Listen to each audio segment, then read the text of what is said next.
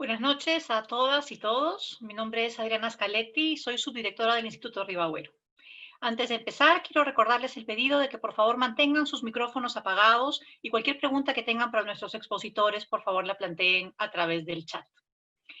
Ahora sí, a nombre del Instituto, les damos la bienvenida a este séptimo conversatorio de Arquitectura y Ficción, Ciudades Imaginarias. Quiero resaltar el esfuerzo de nuestro Grupo Patrimonio Arquitectónico PUC, el GIRA y la Pontificia Universidad Católica, y todo nuestro equipo en gestionar este evento en medios digitales. Como expositores esta noche tendremos a 3 jóvenes arquitectos de la Pontificia Universidad Católica del Perú, que además son queridos amigos, estimados colegas y geeks como una: Ernesto Arias, Mariano Quiroga y Martín Jiménez. Vamos a empezar presentando a nuestro primer ponente, Ernesto Arias. Él es arquitecto por la Pontificia Universidad Católica del Perú, magíster en Administración de Negocios por la Universidad de San y magíster en Negocios Internacionales por la Florida International University. Ha desempeñado con la docencia en la Pontificia Universidad Católica y en el Instituto Toulouse-Lautrec, y es autor del libro Centro Histórico de Lima, Intervenciones 1996-2010. Actualmente se desempeña como parte del equipo de espacios educativos del Ministerio de Educación del Perú y como arquitecto principal en A3 Desarrollo Arquitectónico Integral. Entonces, sin más, empezamos contigo, Ernesto, por favor. Perfecto, muchas gracias, Adriana. Bueno, bienvenidos. Mi charla va a ser específicamente sobre la arquitectura y la ciencia ficción. A ver, un momento. Listo. Digamos, la charla será sobre lo que implica la representación arquitectónica en la ciencia ficción, ¿no? Cómo es que se imagina el futuro a través de la ciencia ficción desde más o menos los años 60. Entonces, bueno, un poco como broma, a veces cuando vemos el título de arquitectura y ciencia ficción pensamos en relaciones súper claras, ¿no? Como, mira, este edificio que diseñó Rem Koolhaas se parece al Sandcaller de los Yaguas en Star Wars, ¿no? O sea, pero la idea de esta charla es que vaya un poco más allá, ¿verdad?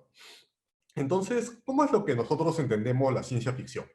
La ciencia ficción principalmente se trata sobre futuros o, digamos, presentes que han sido variados de cierto modo y que realmente la ciencia ha influido de cierto modo en el comportamiento humano, ¿no? Entonces, por ejemplo, cuando vemos series como Evangelion, que principalmente se tratan sobre peleas con robots gigantes y ángeles, entre comillas, realmente no se trata sobre el robot gigante en la serie, ¿no? Se trata sobre el desarrollo de los personajes, ¿no? En este caso, bueno, si lo han visto, sobre Shinji Ikari, ¿no? De cómo realmente él se desarrolla como persona a lo largo de esta serie. Entonces, digamos, bajo ese concepto de la ciencia ficción, este género existe hace bastante tiempo. Digamos, desde los más conocidos como Julio Verne por 1850 aproximadamente, y cosas más recientes como los libros de Isaac Asimov, o de repente los de Douglas Adams con The Hitchhiker's Guide to the Galaxy, son ejemplos bastante claros, ¿no? De cómo la ciencia ha influido en las relaciones humanas y en los propios temas que trata la humanidad. Pero, digamos, la ciencia ficción a veces se piensa que empieza desde mucho antes, ¿no? Hay personas que argumentan que este género empieza desde las mil y una noches, por ejemplo, ¿no? Con alguna de estas historias que ya tienen ciertos componentes científicos, si bien no se piensan como futuristas o naves espaciales, como que ya puede ir un poco en esa línea, ¿no? Pero, digamos, esta charla se va a enfocar más en la ciencia ficción reciente, ¿no? De, digamos, siglo XIX en adelante, si queremos decirle a lo reciente. Entonces, digamos, lo que más conocemos de ciencia ficción a veces son las cosas como Viaje a las Estrellas, Doctor Who, o este tipo de cómics como Saga, o algunos mangas japoneses como Gundam, ¿no? Que realmente plantean estos temas y que son bastante difundidos a nivel mundial. Del mismo modo, tenemos representaciones de ciencia ficción en los videojuegos, ¿no? Desde cosas como Mega Man o Mirror's Edge, o hasta cosas que a veces hasta parecen que hubieran predecido el futuro, como Death Stranding, que es muy similar a la situación que vivimos con el COVID actualmente. Pero bueno, será coincidencia, Kojima dice que sí, pero digamos, son elementos que se plantean ficticiamente y que al final a veces son muy similares a la realidad, ¿no? O como Robocop, digamos, con esta violencia policial que a veces en nuestro mundo real lo vemos en algunos países. Entonces, son temas de cómo hablamos de nuestro presente a través de ficción, ¿no? O también lo vemos en la música, ¿no? En elementos de David Bowie o de Flaming Lips. Y la ciencia ficción, digamos, que se plantea pues en estos elementos literarios, en cómics, en videojuegos, a veces llegan a inspirar realmente a la vida real, ¿no? Entonces, por ejemplo, acá vemos una escena de Star Trek, La Nueva Generación, que es de 1989, y a la derecha vemos a Steve Jobs, ¿no? Que justo había presentado el iPad, que si ven la imagen es muy similar, ¿no? Obviamente no decimos que Star Trek influyó 100% en esta decisión del iPad, ¿no? Pero claramente hay una similitud dentro de esta lógica. Lo mismo basándonos otra vez en Star Trek, cuando vemos el comunicador del Capitán Kirk en 1966 y los celulares que veíamos en los 90s, tipo flip phone, bueno, hasta los 2000, claro, vemos una similaridad muy clara, ¿no? Del mismo tema con el holodeck, que era un cuarto también en Star Trek La Nueva Generación, en Voyager y en Deep Space Nine, bueno, y en Discovery, no, Discovery, no, pero bueno, digamos, en varias zonas de Star Trek, claro, que plantean un tema de realidad virtual, ¿no? Que ahora vemos cómo esto también se está logrando con el Oculus Rift en el 2016 o hasta con el Oculus Quest más actualmente, ¿no? Y ahí vemos a nuestro querido expresidente PPK tratando estas nuevas tecnologías. Claro, o cosas más cercanas a lo que vivimos hoy en día todos, ¿no? Como las clases por Zoom o esta misma charla, que claro, cuando uno lo veía en Star Trek en 1966, esta comunicación por video, realmente lo pensaba como algo muy lejano, ¿no? Pero digamos con Skype o con Zoom o Teams, ahora especialmente este año se han vuelto cosas del día a día. Igual con la realidad aumentada, ¿no? Lo que Geordi LaForge podía ver en Star Trek con sus lentes, digamos, de visión aumentada, es muy similar a lo que el HoloLens de Microsoft nos permite también ver hoy en día, ¿no? Entonces, realmente la ciencia ficción y la realidad se han mezclado mucho. Nosotros podemos ver, por ejemplo, en este caso, es la tripulación del Enterprise, digamos, el Enterprise, la nave ficticia de la serie de 1960, y cómo la NASA los invitó para ver el viaje inaugural del Enterprise, el transportador espacial real que sí viajó al espacio, ¿no? Entonces, los propios astronautas y la gente de la NASA, al ser fans de Star Trek, los invitaron para que vieran cómo hicieron este gran transportador espacial en honor a la serie Viaje a las Estrellas, ¿no? Y esto mismo se nota porque los propios astronautas cuando van al espacio, bueno, pues se ponen su traje de viaje a las estrellas, hacen su cosplay y transmiten en vivo todo su sentimiento geek, ¿no? Entonces, no es que nosotros estemos asumiendo que hay gente en la NASA o que hay astronautas fanáticos de viajar a las estrellas o que les puede haber influenciado, o sea, claramente se nota aquí, ¿no? Entonces, la ciencia ficción, como hemos visto, nos ha permitido plantear mucho también del futuro desde el punto de vista utópico de la realidad, ¿no? Pero también ha planteado algunas cosas un poco distópicas, ¿no? Como la guerra de TikTokers, o a veces ha generado tecnología que nos ha permitido ver la película Cats, con estas abominaciones antropomorfas. Pero bueno, digamos, dejando de lado lo malo de la ciencia ficción, de repente nos podemos enfocar ahora en lo que es la arquitectura, ¿no? Digamos, como hemos visto, el objetivo de la ciencia ficción es la representación de problemas humanos desde el punto de vista de la ciencia, de la tecnología y cómo lo plantea. Ahora, ¿cuál es el objetivo de la arquitectura? Esta charla no tiene como objetivo ser tan densa como para plantear qué es la arquitectura, porque, bueno, de los que somos arquitectos acá, supongo que hemos llevado cada uno como 5 o 6 cursos en los cuales todos te plantean qué es la arquitectura y en ninguno realmente te dan una respuesta muy clara, y los teóricos de la arquitectura a veces creo que se pelean horas de horas y meses de meses por eso. Pero digamos, una de las lógicas que siempre ha tenido en la arquitectura ha sido el hecho de representar, ¿no? Entonces, cuando nos vemos, digamos, en las pirámides de Giza, esta lógica de que el faraón era un ser sobrenatural, era un dios, se plantea con estas estructuras enormes que trataban de demostrar su poder, digamos, lo que se plantea como este poder sobrenatural, ¿no? Y por eso el faraón necesitaba estas grandes estructuras a la hora de su muerte, ¿no?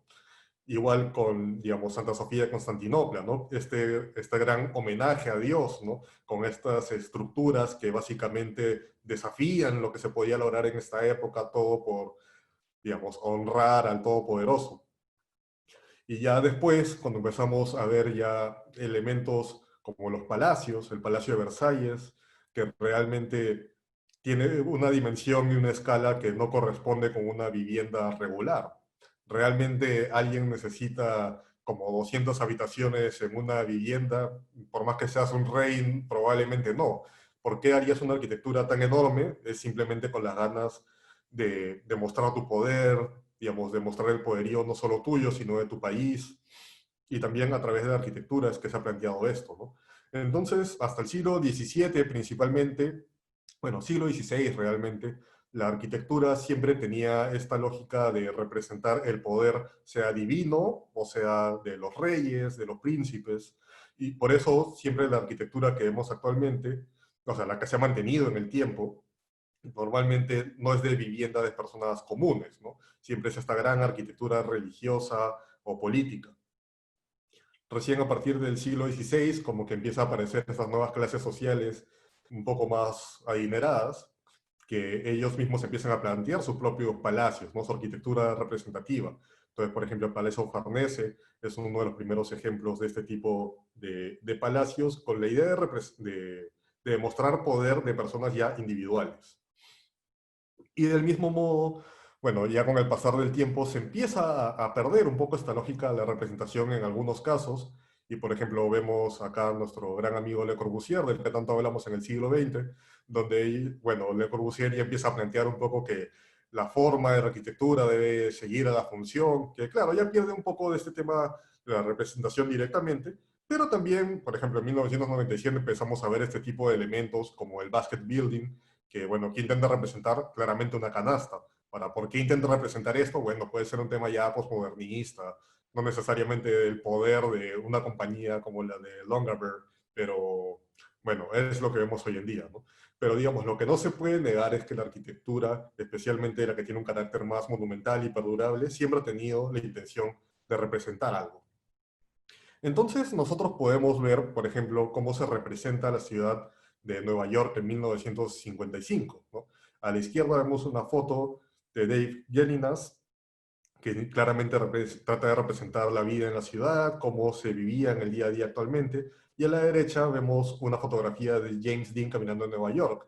Pero en esta fotografía, del mismo año, del mismo ángulo, claro, con la sombra, el enfoque que se le da a James Dean, y digamos, al estar planteada en blanco y negro, claramente intenta representar algo muy diferente y transmite emociones distintas, ¿no? Entonces, la arquitectura, digamos, a la hora que se empieza a combinar con la fotografía, con el cine o con las historias, bueno, o con las historias, con alguna lógica visual, tiene esta lógica de representar que es bastante diferente, ¿no? Entonces, a la hora cuando empezamos a ver, por ejemplo, películas como Odisea del Espacio, empezamos a ver estas arquitecturas llenas de colores rojos por momentos, lo cual claramente denota una lógica de urgencia, de peligro. O en Blade Runner en 1982 vemos esta ciudad principalmente negra, con un contraste, digamos, con los rojos que te representan el fuego. Si hubiéramos visto la primera escena, sale el fuego de las torres, lo cual te denota una lógica un poco hasta post-apocalíptica. O por ejemplo, en Prometheus vemos estas estructuras en la mitad de la nada, guiadas por un camino recto, que injusto en la película, ¿no? Apenas llegan y están buscando esta vía extraterrestre, una de las personas en la nave dice, anda hacia ahí porque Dios y la naturaleza no construyen en línea recta. Entonces, claramente, este contraste de lo recto respecto a la naturaleza denota un tema de vida extraterrestre, ¿no? Entonces, todo lo que se plantea desde el punto de vista arquitectónico o escenográfico tiene una intención también de narrar la historia. Nada es gratuito dentro de lo que se muestra en una película de ciencia ficción, principalmente, ¿no? Entonces, cuando ya empezamos a hablar de las categorías de la ciencia ficción, hay varios modos de catalogarlo. Digamos, a la hora que hemos hecho la investigación al respecto, hemos encontrado principalmente estas cuatro categorías, ¿no? Lo que es futuro tecnológico, lo que es el planeta Tierra post-apocalíptico, la realidad alternativa y otros mundos. Entonces, si bien no hay un consenso 100% claro al respecto, es lo que vamos a utilizar, porque es hasta lo que se llevan las investigaciones ahora, que realmente se debería trabajar un poco más a fondo, pero bueno. Y digamos, dentro de estos cuatro, digamos, categorías, existen como dos subcategorías, lo que son las utopías y lo que son las distopías. Entonces, en algunos casos, las películas o la ciencia ficción que vemos encajan claramente dentro de lo que nosotros, dentro de estas categorías, ¿no? Por ejemplo, futuro tecnológico. Cuando vemos Ex Machina, efectivamente, los cyborgs, los robots, ¿no? Y que intentan plantear esta lógica futurista, ¿no? O Planeta Tierra post-apocalíptico, vemos Mad Max Fury Road, que claramente puede ser qué pasó una vez que la sociedad colapsa, cómo esta digamos, sociedad basada un poco en los automóviles y en cómo conseguir agua, pues plantea un mundo diferente. Pero también hay películas como Volver al Futuro, que básicamente encaja en todas las categorías que hemos visto, excepto en otros mundos, porque al menos que sabemos Volver al Futuro 4, que espero que no suceda, porque bueno, el propio Robert Zemeckis y Bill y ellos no quieren que suceda, pero bueno, podría tratarse de eso de repente. O Doctor Who, digamos, que esta sí encaja absolutamente en todo, especialmente porque cuando planteas una serie de 1963 y la sigues haciendo hasta el 2020, claramente tienes que tratar muchos temas, ¿no? Incluso vemos al mismo personaje dos veces en el mismo capítulo, entonces empieza a entreverarse un poco la cosa, ¿no? Pero digamos, a la hora que se plantea la ciencia ficción, también estos tipos de escenarios y lógicas tiene un objetivo detrás. Por ejemplo, en este caso vemos dos cuadros, uno que es de Cowboy Bebop de 1998 y uno que es Space Dandy del 2014. Y estas series, ambas se tratan de personas en el espacio, de cazarrecompensas principalmente, son del mismo director, de Watanabe, pero ambas tratan temas muy distintos. Incluso cuando vemos la iconografía, digamos, o la representación de las series, claro, lo que vemos a la izquierda es algo mucho más aterrizado, digamos, a la historia, a los planetas, mientras que a la derecha es algo más que se viaja a distintas realidades, a distintos planetas, y también porque la serie tiene un enfoque similar, ¿no? O sea, en Cowboy Bebop se sigue la historia de Spike, que es el que tiene el sombrero ahí puesto, y sus compañeros, mientras que en Space Dandy realmente lo que Watanabe hizo fue llamar a sus amigos animadores y directores y le dijeron, bueno, como vamos a viajar a diferentes planetas, para cada capítulo cada uno haga lo que se le dé la gana. Entonces hacemos algo súper abierto y ustedes experimenten. Entonces, si bien es la misma lógica, ambos encajan dentro de la categoría de otros mundos, la misma ciencia ficción se plantea de modos diferentes, simplemente por el tipo de historia o la lógica que le quieres dar. Entonces, hablemos principalmente sobre el tema de las utopías ahorita.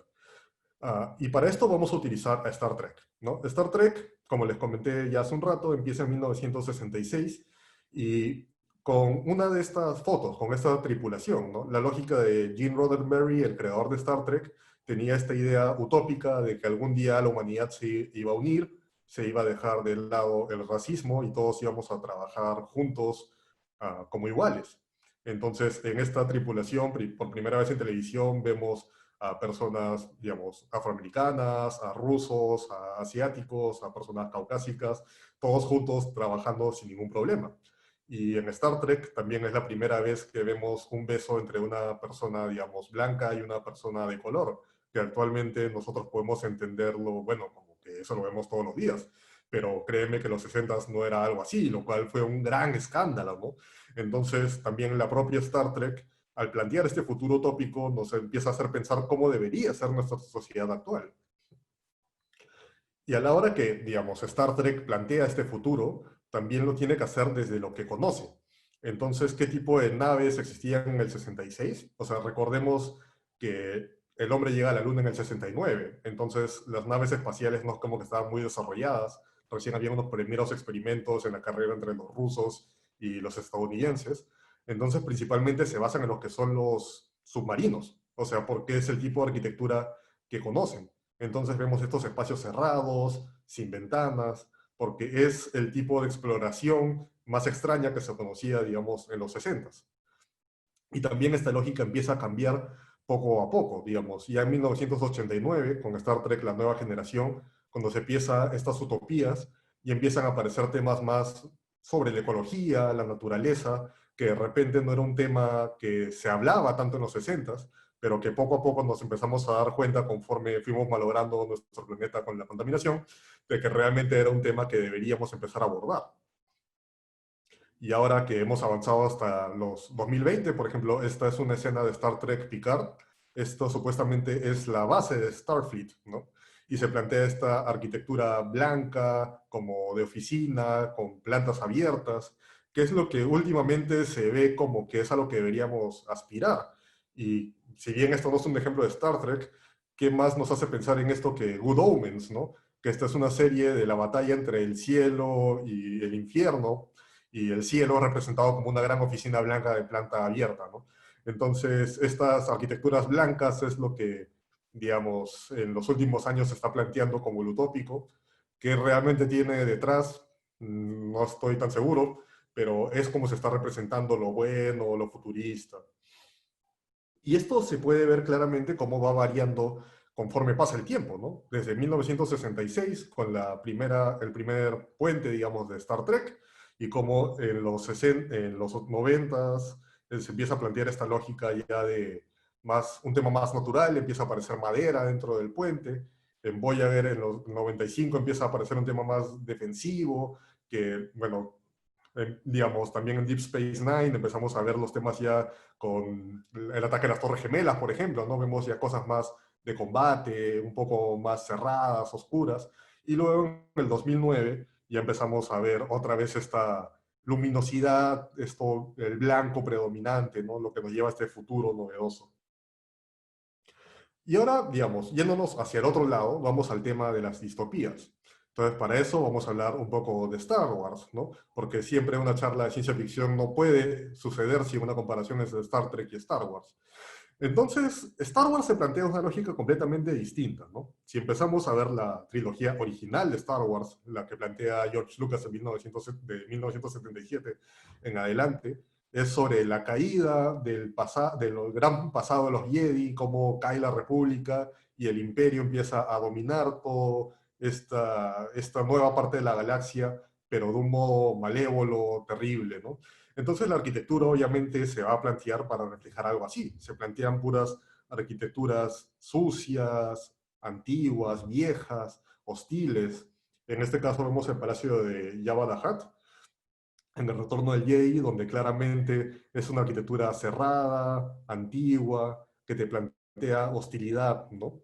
Lo mismo con la casa de Luke Skywalker, ¿no? O sea, en Tatooine, Luke claramente quiere escapar de este lugar que ha sido olvidado en un confín de la galaxia, lo cual, bueno, si tuvieras que vivir en un lugar como Tatooine, en arquitectura de este tipo, probablemente también tendrías ganas de salir de ahí, ¿no? Entonces, otra vez, es la arquitectura lo que te plantea la propia trama, ¿no? O sea, Luke no nos tiene que contar todas sus peripecias y todo lo que él odia hacer en Tatooine porque la propia escenografía te lo plantea, ¿no? Entonces, dentro de Tatooine también vemos, por ejemplo, Mos Eisley, ¿no? Donde se encuentran con la cantina y con Han Solo. Y en esta zona vemos esta configuración urbanística que también cuando uno lo ve, lo primero que piensas es en una zona peligrosa, ¿no? De repente puede ser de la India, hasta incluso de algunas zonas de la propia Lima, que de repente si uno va a una zona con esta configuración puede salir con menos dinero o, en el mejor de los casos, a la hora que termines de pasar por esta lógica, ¿no? Entonces, claro, la propia concepción urbanística y la arquitectura te va planteando el escenario para la aventura que va a surgir de Luke Skywalker y sus compañeros, ¿no? Ahora, si es que nosotros fuéramos un planeta muy, muy lejano, ¿nosotros creemos que encontraríamos este tipo de configuraciones urbanísticas? Probablemente no, porque sería bien extraño que a 10 millones de años luz se les haya ocurrido exactamente la misma lógica urbanística de cómo nosotros hemos planteado nuestras ciudades. Pero la ciencia ficción se basa en lo que conocemos. Entonces, por eso se utiliza este tipo de representación para contar nuestras historias, ¿no? Pero, por ejemplo, encontramos arquitectura distinta en Bespin, del Imperio Contraataca, también de Star Wars. ¿Y por qué sucede que hay esta arquitectura un poco más utópica? Bueno, porque claramente Bespin estaba alineado con el Imperio. Entonces, ellos sí recibían recursos, y por eso es que, spoilers de 1980, Lando traiciona a Han Solo y a la princesa Leia para dárselos a Darth Vader. Entonces, esto también lo vemos en los interiores, ¿no? O sea, comparándolo con la vivienda de Luke, claramente, pues, vemos una gran diferencia, ¿no? Entonces, digamos, a la hora que nosotros planteamos esto, ¿cómo es que se plantea la arquitectura en sí misma, ¿no? La arquitectura que te intenta representar algo. Entonces, cuando nosotros tratamos, como arquitectos, ¿no? Tratamos de representar un futuro, digamos, distante o algo extraterrestre, lo único que tenemos es tratar de hacer contrastes, porque es muy complicado para nosotros imaginar como un extraterrestre imaginaría. Entonces, en 2001, Odisea del Espacio, por ejemplo, está el monolito, que a la hora que lo pones en contraste con la naturaleza o con los primates, digamos que era la primera versión de nuestra evolución humana, claramente se ve que algo no corresponde en esta escena. Entonces, el monolito se siente ajeno, se siente diferente, y es lo que plantea esta lógica entre lo que no corresponde, lo extraterrestre, lo alien, y lo que sí corresponde, lo terrestre, lo humano, ¿no? Del mismo modo, cuando pensamos nosotros en naves que viajan rápido, en naves espaciales, lo que se nos viene a la mente normalmente son los transbordadores de la NASA, cohetes espaciales, elementos que tienen que ser aerodinámicos para romper la gravedad y poder salir al espacio. Entonces, cuando Star Trek plantea esto, obviamente si quieres hacer algo extraterrestre, no lo haces aerodinámico, ¿no? Entonces lo planteas como una forma geométrica dura, un cubo, que nosotros cuando pensamos en un cubo y si entendemos cómo funciona la inercia, son elementos que no funcionan claramente para viajar rápido.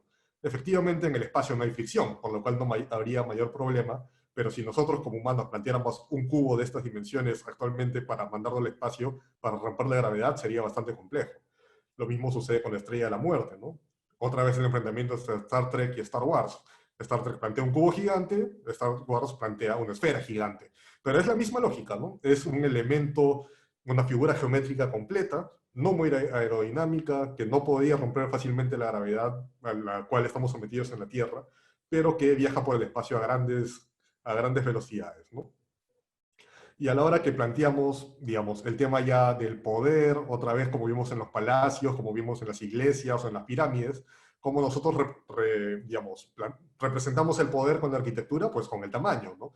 Entonces planteamos, por ejemplo, en este caso de Día de la Independencia, la gran nave que llega a Nueva York, la comparamos directamente, ¿no? El tamaño de toda la isla de Manhattan, de lo cual también va a hablar Mariano en un rato, versus la nave que nos viene a destruir, ¿no? Entonces, nave gigante igual grande, ¿no? O sea, igual poderoso. Y esto obviamente sucede a lo largo de toda la ciencia ficción. Entonces, acá vemos un gráfico comparativo que gente como nosotros que son un poco obsesionadas con las naves de Star Trek y de Star Wars y cuál sería más fuerte que la otra, empiezan a comparar. Entonces vemos, por ejemplo, el Enterprise D contra un Star Destroyer, o el propio Star Destroyer contra un Super Star Destroyer. Entonces, claramente, como el Super Star Destroyer es más grande que el Star Destroyer, probablemente es más poderoso, ¿no? Entonces, también si comparamos un Star Destroyer con un Cubo Borg, claramente el Cubo Borg debe ser más poderoso. Igual si lo comparamos con las naves de la Federación.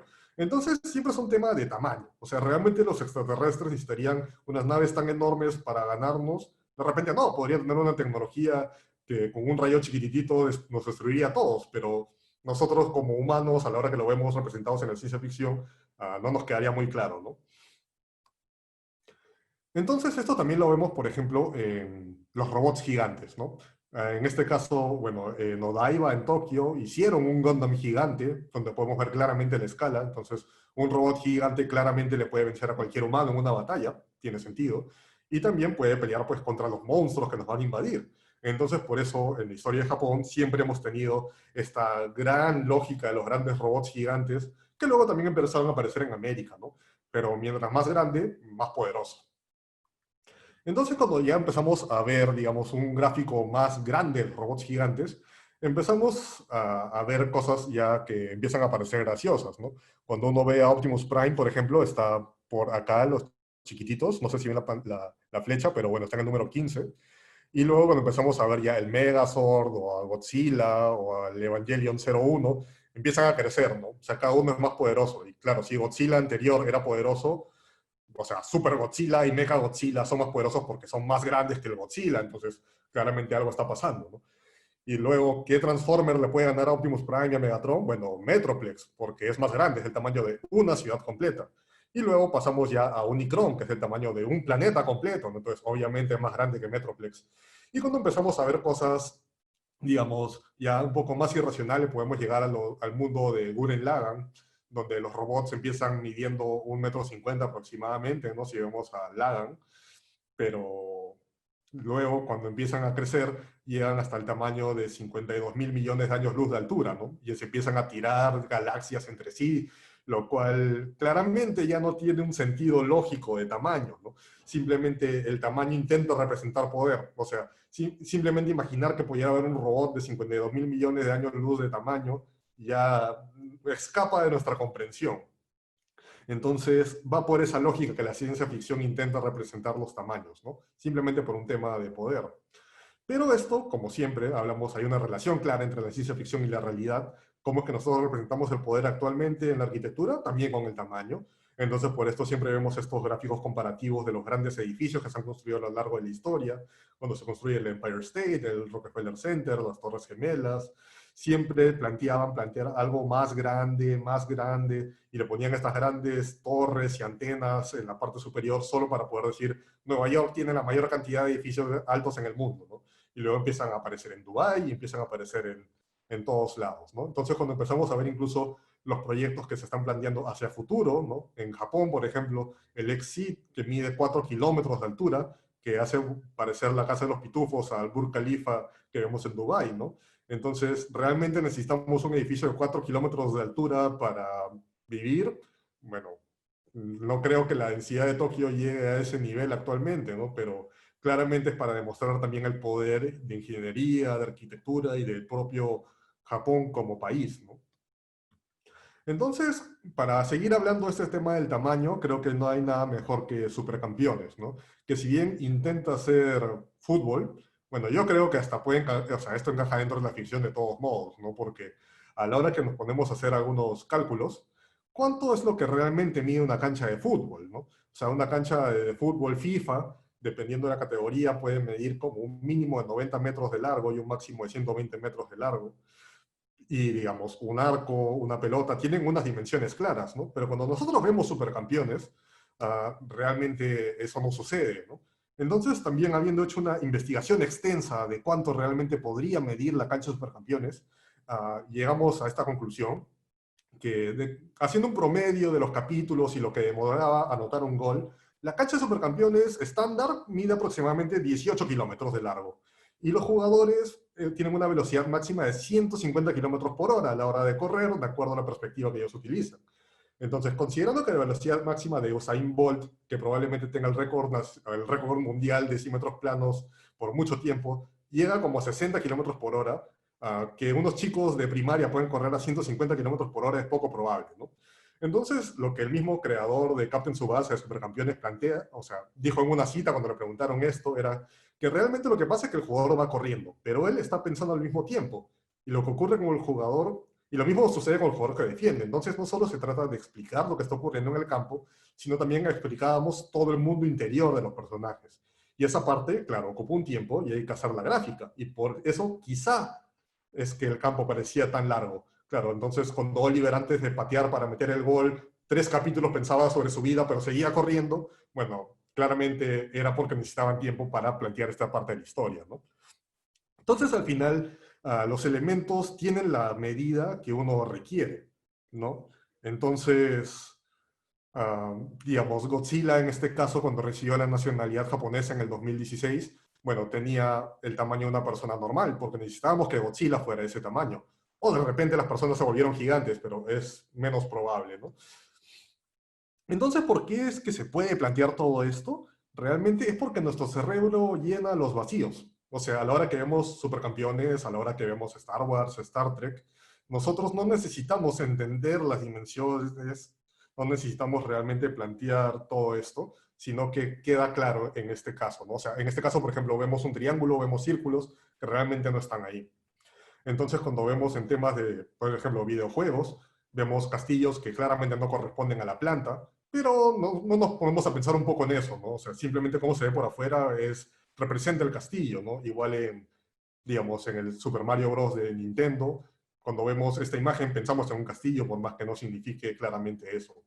Y cuando vemos videojuegos, digamos, de fútbol, los antiguos, bueno, hay que tener mucha creatividad para pensar que esta es una cancha de fútbol, pero simplemente, bueno, nuestro cerebro llena el vacío, ¿no? Y por eso es que la ciencia ficción también funciona, porque también nos hace recordar a elementos de la realidad. Por ejemplo, los supersónicos, a la hora que plantean su arquitectura, tiene que ver con viviendas que ya existían de los propios 60.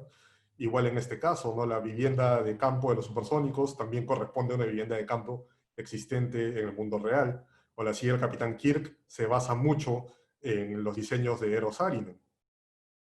Entonces, los arquitectos también siempre hemos planteado estas ciudades futuristas a lo largo del tiempo, ¿no? Por ejemplo, el Mile High de Frank Lloyd Wright o la Villa Radiante de Le Corbusier, ¿no? Que si bien no se planteó, luego Niemeyer con Lucio Costa plantearon Brasilia, lo cual es básicamente lo mismo, Ahora, ¿qué tan bien funcionó? ¿Qué tan fan de Le Corbusier nosotros somos?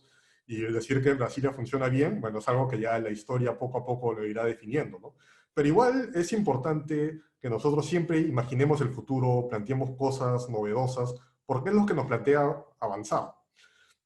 Y bueno, igual, ¿qué es lo peor que puede pasar, no? Si de repente alguien no entiende tu arquitectura, como acá la rueda de Niemeyer, bueno, lo usarán en Doctor Who para plantear un mundo extraterrestre, ¿no? Porque se ve tan raro tu edificio que a nada, pero por lo menos saliste en Doctor Who, entonces no tienes nada que perder. Y un poco con eso acabo la charla. Les agradezco a todos y los dejo con Mariano para la siguiente ponencia. Muchas gracias, Ernesto. Realmente interesante. Ahora escucharemos a Mariano Quiroga Robles. Mariano es arquitecto por la Pontificia Universidad Católica del Perú, magíster en Dirección y Gestión de Empresas Constructoras e Inmobiliarias por la PUC y por la Universidad Politécnica de Madrid. En la experiencia profesional que tiene, ha generado, desarrollado, etcétera, la gestión integral de proyectos inmobiliarios de diversa índole y la gestión de la construcción, trabajando con COSAPI, Echevarría Izquierdo Perú, etcétera. Ha sido especialista en espacios educativos en el MINEDU y actualmente es director y socio de Habitáculo, donde ejerce el diseño y la teoría arquitectónica urbanista para proponer soluciones integrales. Esto lo ha llevado a ser docente de talleres de diseño arquitectónico en el Toulouse-Lautrec, la UPC y desde 2018 en el área de urbanismo de la Facultad de Arquitectura de la Pontificia Universidad Católica del Perú. Por favor, Mariano. Gracias, Adriana. Voy a compartir mi pantalla.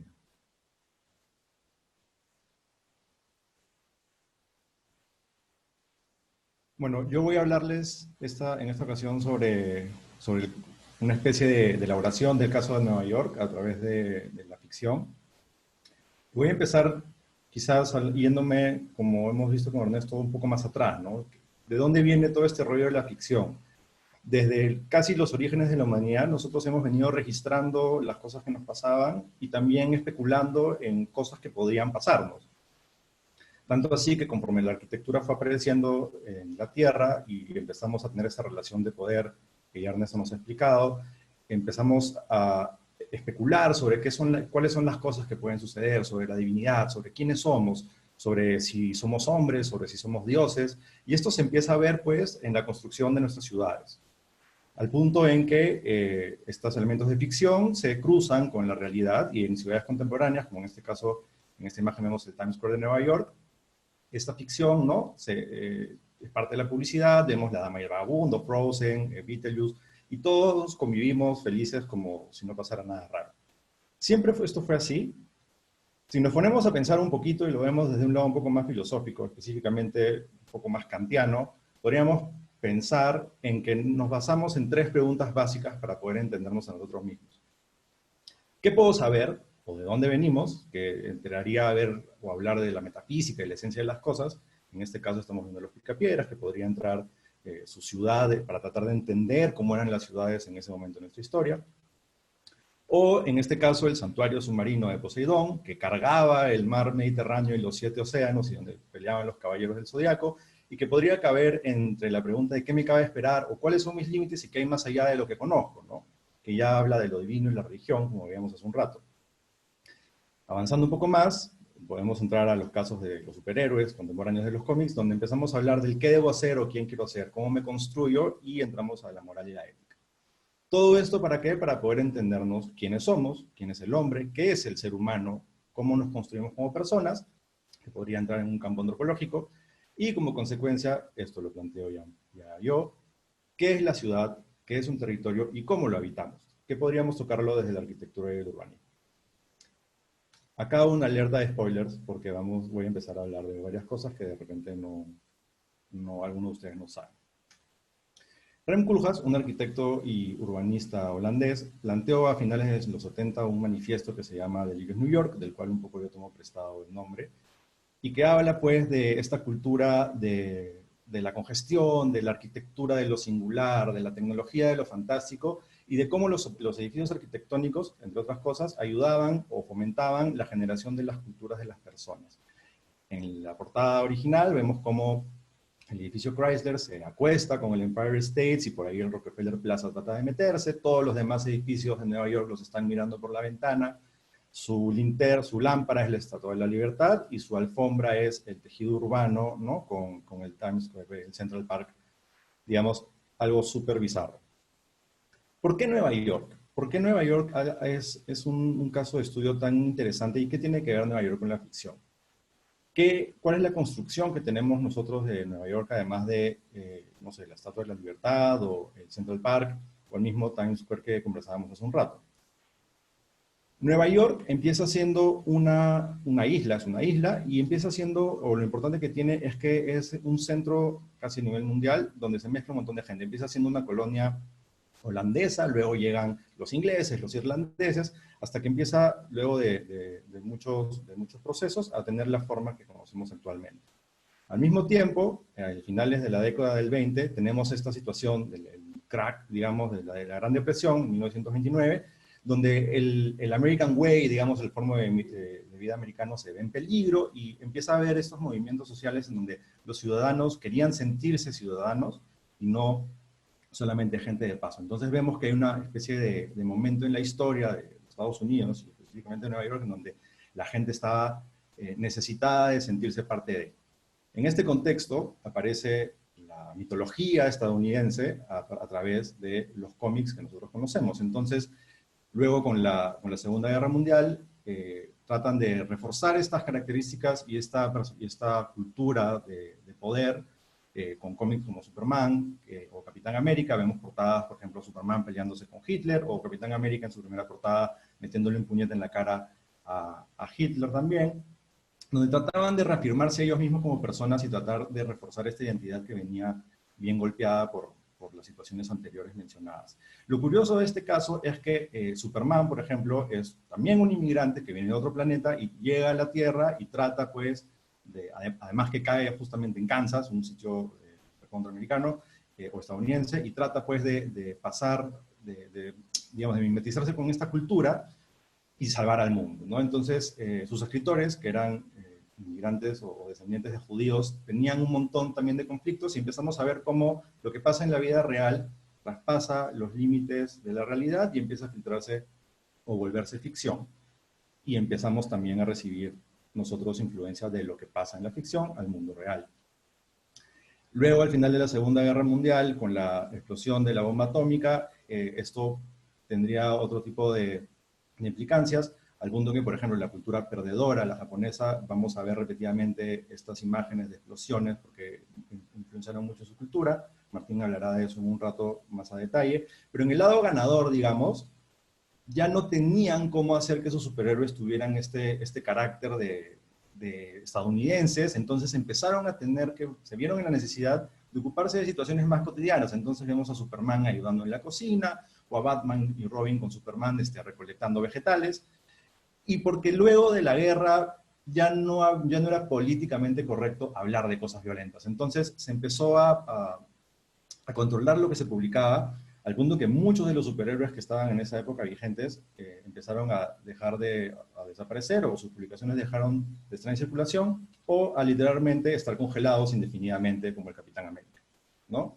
Que luego, bueno, sería resucitado o regresado a la vida.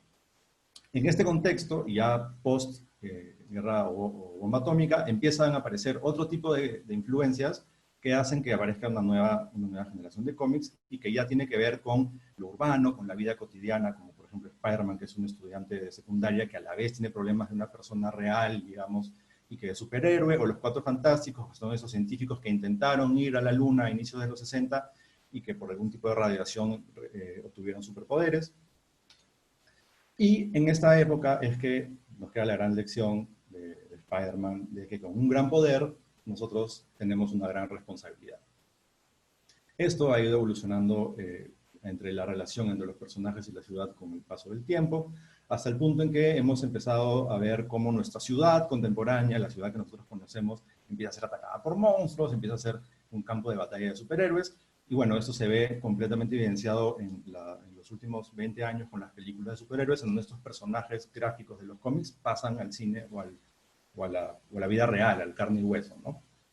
Tanto es así que empezamos a ver periódicos ficticios que hablan de la batalla de Nueva York como un evento súper importante y que ha destruido la mitad de la ciudad, o que ha matado a miles o millones en Nueva York, específicamente en esta película, la primera Avengers.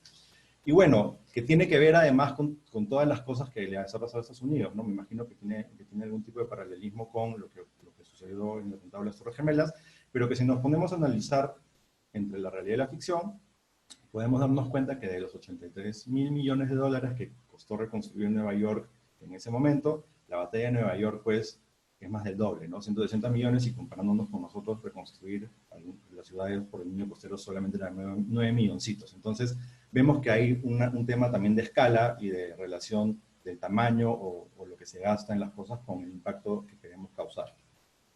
Obviamente, los superhéroes dentro de esta ficción empiezan a reconstruir las ciudades. Aparentemente, cada 2 años se puede reconstruir una ciudad y todos tienen la cantidad de plata suficiente. Entonces, cada vez que hay una de estas batallas aparece Tony Stark, por ejemplo, diciendo que va a reconstruir la ciudad y va a hacer su nueva torre y además va a ser ecoamigable y se va a gastar toda esa plata porque, bueno, pues él es millonario y porque tiene 12.4 billones de dólares en el bolsillo todos los años, su empresa factura un montón. Y vemos pues que hay toda una, no voy a decir una distorsión de la realidad, pero una relación entre la ficción y la realidad, más aún en el universo Marvel, que es el que se ubica en Nueva York.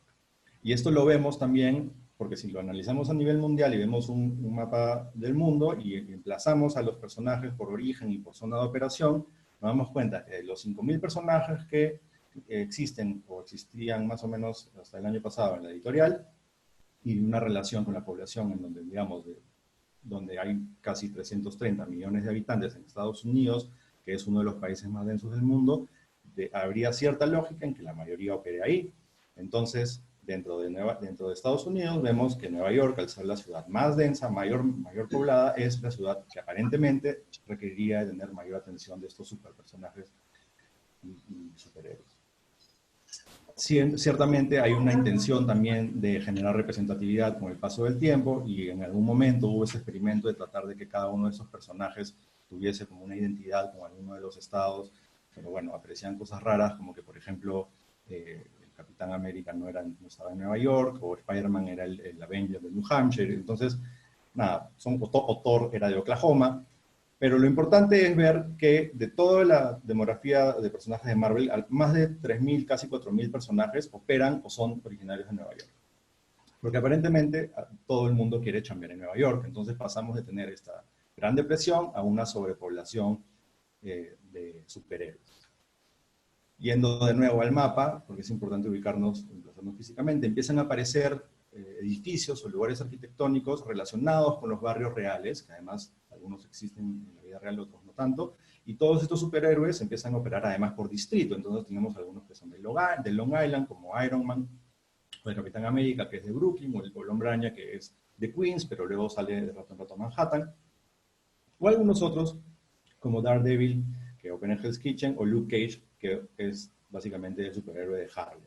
Yo, para entrar a hablar un poquito de esto, voy a hablar de Luke Cage en Harlem, de Daredevil, y de Iron Fist, que opera entre ambos.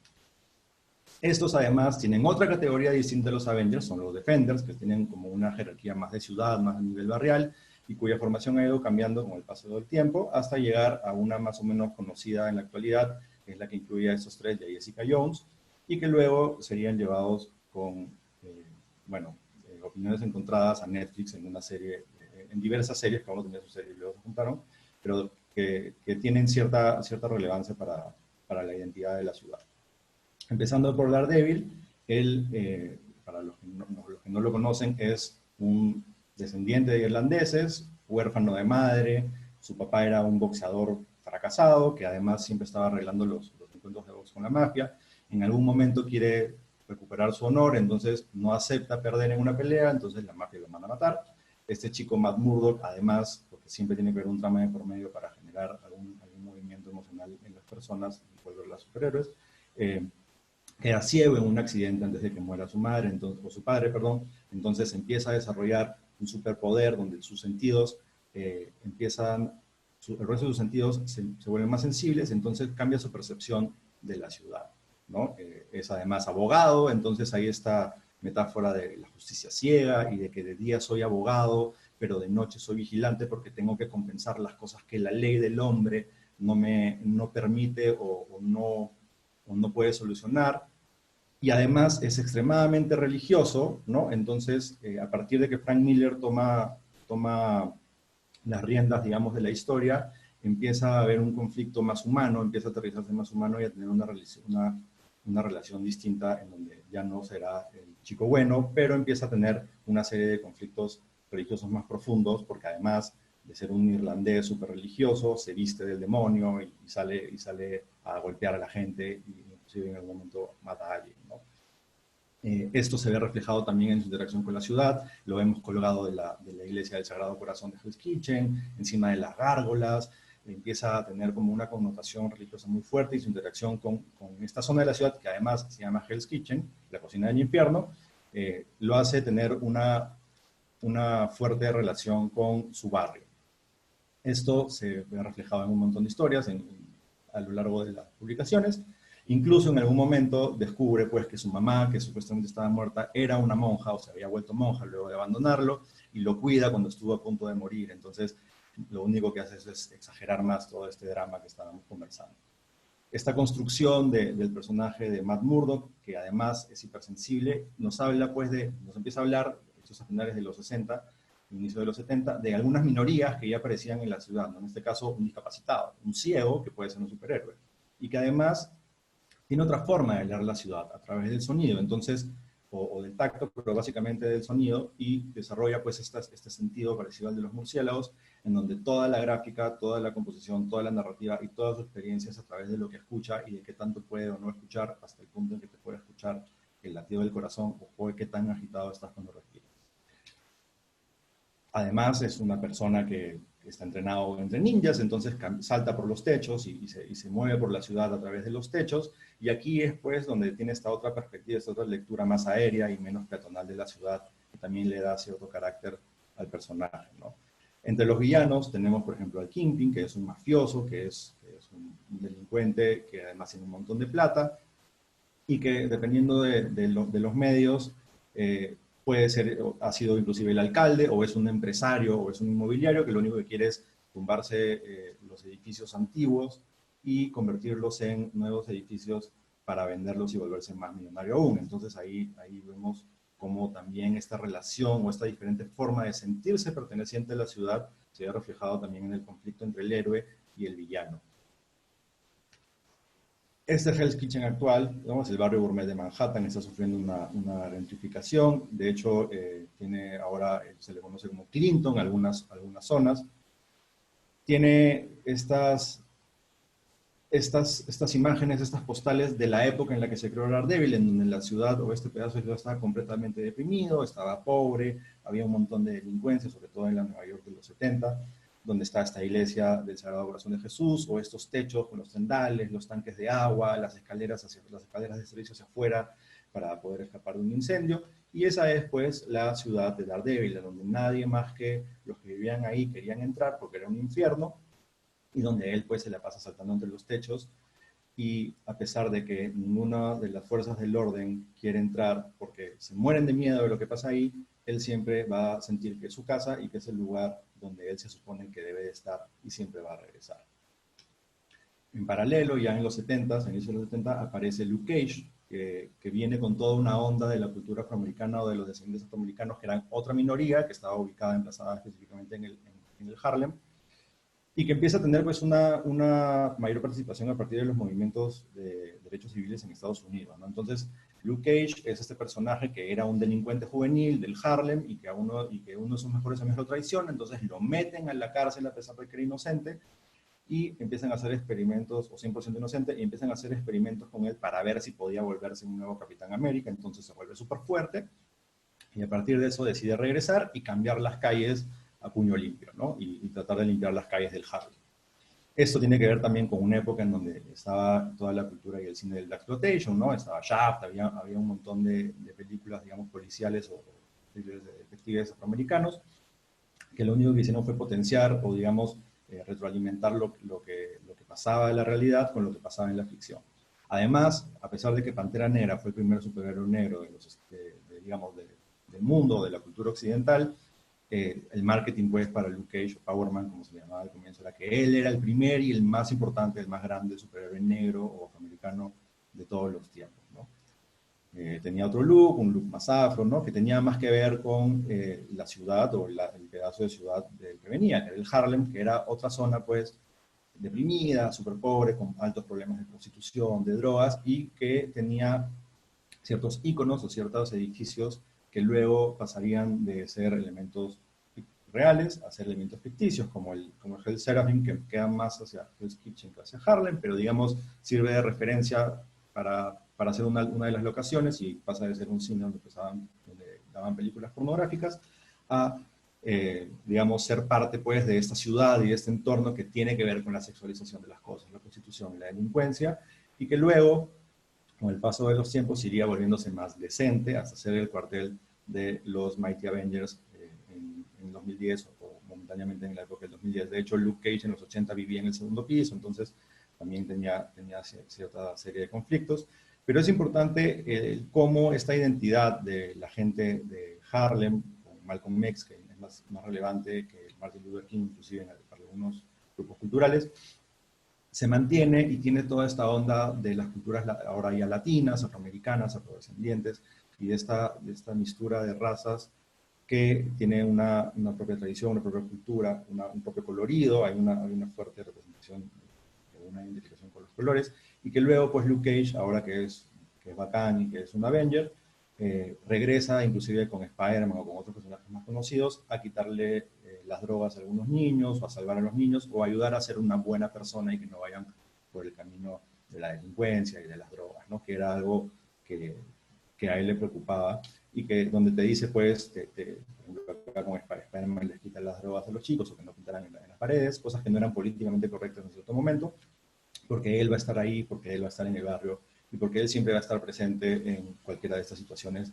para tratar de mejorar su ciudad. Esto además ha sido tan potente que luego en movimientos como el Black Lives Matter actualmente toman de referencia elementos icónicos, como puede ser el color, o el hoodie, o algunas cosas, al punto en que en los grafitis, en este arte público que empieza a darse por espontaneidad de las personas, también pues encontramos en algunos lugares de Nueva York como parte de esta representación murales de Luke Cage en la ciudad.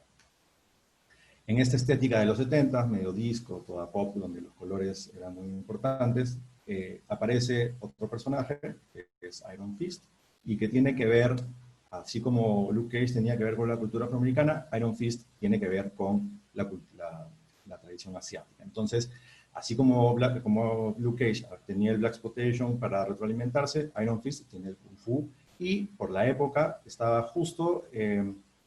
empieza a publicarse justo cuando está terminando, o por terminar, la famosa guerra de Vietnam, en donde Estados Unidos ocupaba este país asiático, entonces, o trata de ocupar. Entonces vemos cómo se genera esta historia, esta construcción de un estadounidense, ¿no?, que por un accidente explota su avión y cae en las montañas del Tíbet, en el Himalaya, y una raza de guerreros misteriosos asiáticos lo adopta y lo entrena en la ciudad sagrada, mística de Kunlun, que además solamente se podía entrar por un portal interdimensional, y que luego de que lo entrenan, como era algo muy normal aparentemente en ese lugar exótico, lo mandan a pelear con el dragón Shaolao para ver si obtiene los poderes del Iron Fist, que era el arma legendaria guardián de la ciudad mística de Kunlun. Entonces él le gana al dragón y se vuelve el guardián, pero decide regresar a Estados Unidos porque no era de ahí, pues, y ahora ya era grande, entonces podía tomar sus decisiones, y tiene esta historia, pues, del hijo pródigo, o de Adán, que no lo botan cerca del paraíso, sino que decide salirse por su cuenta, y cuando regresa a Estados Unidos, a Nueva York, tiene este conflicto de quién soy, de dónde soy, quién es mi familia, quién es mi casa, cuál es mi ciudad, a dónde pertenezco, ¿no? Entonces, la arma viviente Iron Fist, el inmortal Iron Fist, siempre tiene, pues, esta relación de amor y odio, de no sentirse perteneciente a la ciudad que en verdad protege, o que le falla a la ciudad que debería proteger, y entonces lo atacan los niños, y todo eso se ve reflejado en la estética y la narrativa, en donde tenemos este tipo de imágenes donde el pobre hombre no puede dormir mientras mira cómo está el edificio de la empresa familiar, al cual obviamente no lo dejan pertenecer. Y bueno, entonces en algún momento supongo que solucionará este conflicto y tratará de juntar estos dos lados del mismo. Luke Cage y Iron Fist además trabajaron juntos o han trabajado juntos varias veces. Y entonces en estas portadas vamos viendo cómo han evolucionado desde los 70, digamos, hasta la actualidad, cada uno con su estilo, cada uno tratando de mantener la cultura de cada una de las zonas de la ciudad o de los grupos humanos a los que pertenecen o a los que tratan de identificar. Y empiezan a trabajar juntos. Tienen esta empresa que se llama Héroes de Alquiler, ¿no? Donde empiezan a incorporar a más personajes característicos o pensados, digamos, para minorías, como Colin Wing o Misty Knight, y que mantiene pues esta esencia de nivel de la calle, de trabajar a nivel de la calle, y nos muestra pues más de la vida cotidiana de las personas. Entonces, por ejemplo, acá están tomando un desayuno en uno de estos diners, bueno, digamos, típicos de Estados Unidos, ¿no? Un panqueques, un café, y la gente pasa y le pide tomarse una foto o un selfie, caminan por la calle y la gente pasa con sus selfie sticks, me voy a tomar una foto, mira, con Luke Cage o con Iron Fist, tienen su publicidad en los paraderos de bus. Entonces vemos que esta relación entre la ficción y la realidad a través de los elementos urbanos y de los personajes cada vez es más estrecha. Al punto en que, por ejemplo, este tipo de imágenes que muestran en un momento de la cultura de Nueva York estadounidense, también se ven pues en los cómics, y acá vemos a Daredevil en una serie de metalenguajes, con su lonchera de Spider-Man, su taza de los Cuatro Fantásticos y su bolsa de la mole, tomando lonchera pues con Luke Cage, ¿no? Los dos trepados en un edificio en algún lugar de Nueva York, con los tanques de agua, las escaleras y toda esta arquitectura y esta ciudad que hemos estado conversando. Entonces estos tres personajes, que tienen cada uno su propia representación, generan su propia representación, sirven de inspiración para muchas otras personas. Por ejemplo, las Tortugas Ninjas son una especie de parodia de Daredevil, ¿no? Son estos ninjas que viven en las alcantarillas, igual que los ninjas contra los que pelea Daredevil, y que pelean contra una organización que en vez de llamarse la mano, se llaman el Clan del Pie. Entonces vemos cómo empezamos a pasar de la ficción a la realidad, y luego de nuevo a la ficción, y probablemente luego de nuevo a la realidad. Miller, que escribió o que reescribió a Daredevil, también participó de lo que en algún momento de la historia de Batman, o de reconstruir a Batman. Entonces, vemos muchos paralelos entre el Diablo de Hell's Kitchen y el Murciélago de Gotham. Batman, como ustedes probablemente sepan, también tiene todo ese aire gótico, casi está muy neoyorquino, se trepa encima de las gárgolas, ¿no? Tiene un origen trágico muy similar, además, en donde la misma ciudad, la violencia de la ciudad es la que ocasiona que asesinen a sus padres en un robo, y él jura vengarse en un inicio, pero al final lo que quiere es proteger al resto de las personas de su ciudad de este tipo de situaciones. Esta historia, que es muy parecida a la de Daredevil, es inspiración de un asalto que tuvo Frank Miller en Hell's Kitchen, donde además también se entran algunas historias de Daredevil. Entonces acá vemos la escena clásica del joven Bruce Wayne llorando y jurando sobre la tumba o sobre la escena de muerte de sus padres, que no descansará hasta que la ciudad sea una ciudad justa y limpia de todo acto moralmente incorrecto. Además, si lo tratamos de ubicar, a pesar de que sabemos que es una ciudad ficticia y de que en algún momento se consideraba que estaba en Nueva York, podemos identificar que calza perfectamente en el Golfo de Delaware, y que es una de estas ciudades probablemente mejor construidas a nivel ficticio. Está completamente mapeada, tienen los distritos completamente identificados, sus edificios, sus zonas, qué pandilla tiene cada lado de la ciudad, cuáles son sus sitios arquitectónicos, cómo se conecta, cuáles son sus túneles, cuáles son sus puentes. Sabemos perfectamente que al norte de la ciudad, al otro lado del río, está la mansión Wayne, o que tiene estos distintos barrios. La prisión queda en una isla, el asilo de Arkham queda en una isla entre los dos pedazos. Entonces, es una ciudad ficticia, imaginaria, pero con alto contenido real. Al punto en que nosotros podemos claramente identificar la arquitectura de Ciudad Gótica y los elementos que la conforman, donde tenemos una skyline, un perfil urbano y unos edificios completamente reconocibles, al punto en que sabemos perfectamente que una torre con esta arquitectura gótica y una W gigante es la torre de la empresa de Bruce Wayne, y donde hay esta paradoja, este elemento que no se repite mucho, en donde la ciudad le dice a Batman, con la batiseñal, cuándo lo necesita y cuándo cree que no. Entonces hay una relación un poco más estrecha entre la ciudad y el personaje enmascarado o superhéroe, vigilante, o dependiendo de la época como quieran llamarlo. Esto no solamente pasa a esta escala, sino que aparecen escenas como estas, en donde Bruce Wayne va a comer una hamburguesa a un sitio común y corriente de comida rápida, y lo reciben pues disfrazado de su personaje. Seguimos con las metacapas en los cómics, y le ofrecen pues la batihamburguesa, la batihamburguesa deluxe, las killer croquetas, los nuggets de Robin, o los Night Wings, o la ensalada de Poison Ivy, y él considera esto pues completamente absurdo y sale muy molesto porque habla de cómo puede ser posible que me falten así el respeto, pero no sabe pues que en Corea el McDonald's tiene también ese tipo de cosas. Entonces vemos cómo, de nuevo, toda la ficción pasa a la realidad y aparece pues la hamburguesa de McDonald's, el combo de Batman, ¿no? Asimismo, vemos como en las películas, por ejemplo, algunas locaciones, como la escalera famosa de esta escena del Joker, se vuelven pues lugares turísticos súper importantes. Esto fue grabado en Nueva York, y se vuelven atractivos turísticos y se vuelve un boom en redes sociales, y la gente solamente quiere ir para tomarse la foto y decir que estuvo en la escalera de la película del Joker. Así como pasa esto con los cómics, también pasa con las películas, como en las escaleras de Rocky, donde ahora ya tenemos la estatua de Rocky, y referenciado completamente perfecto en el Google Maps o el Google Earth, todos estos sitios icónicos de la película, y en las series o las películas que empiezan a generar un sistema turístico a partir de los lugares que existen. Entonces tenemos el tour de las locaciones de Friends, el tour de las locaciones de Seinfeld, el tour donde Harry conoció a Seinfeld, o el tour de Breaking Bad, y empezamos a ver que la realidad empieza a verse afectada a tal punto que, de tanto ir turistas a la casa de Walter White en Albuquerque, los pobres dueños de la casa la acercaron porque estaban hartos de que la gente vaya a tomarse fotos y a tocarle la puerta y a quitarles la pobre tranquilidad de su casa. Por lo menos los últimos dueños, no los anteriores. Y eso también nos cae a nosotros de taquito en Perú, ¿no? Entonces, esta cultura pop que en Estados Unidos y en otras partes del mundo nos da personajes como Andy Warhol, a nosotros nos da pues el sketch de JB, ¿no? Donde le esquema el chisme a Batman y a Robin, o hace que nos movamos con escenas como las del Rey León, ¿no? Porque ya llega un punto en donde nosotros, como seres humanos, generamos tal empatía con estos personajes ficticios que este tipo de escenas, pues sentimos que las estamos viviendo a pesar de que puedan ser un dibujo animado, y donde nuestra forma de percibir la ficción y de sentir la ficción la llevamos a emociones reales y nos afecta casi como si nos pasase a nosotros, la gente que conocemos, ¿no?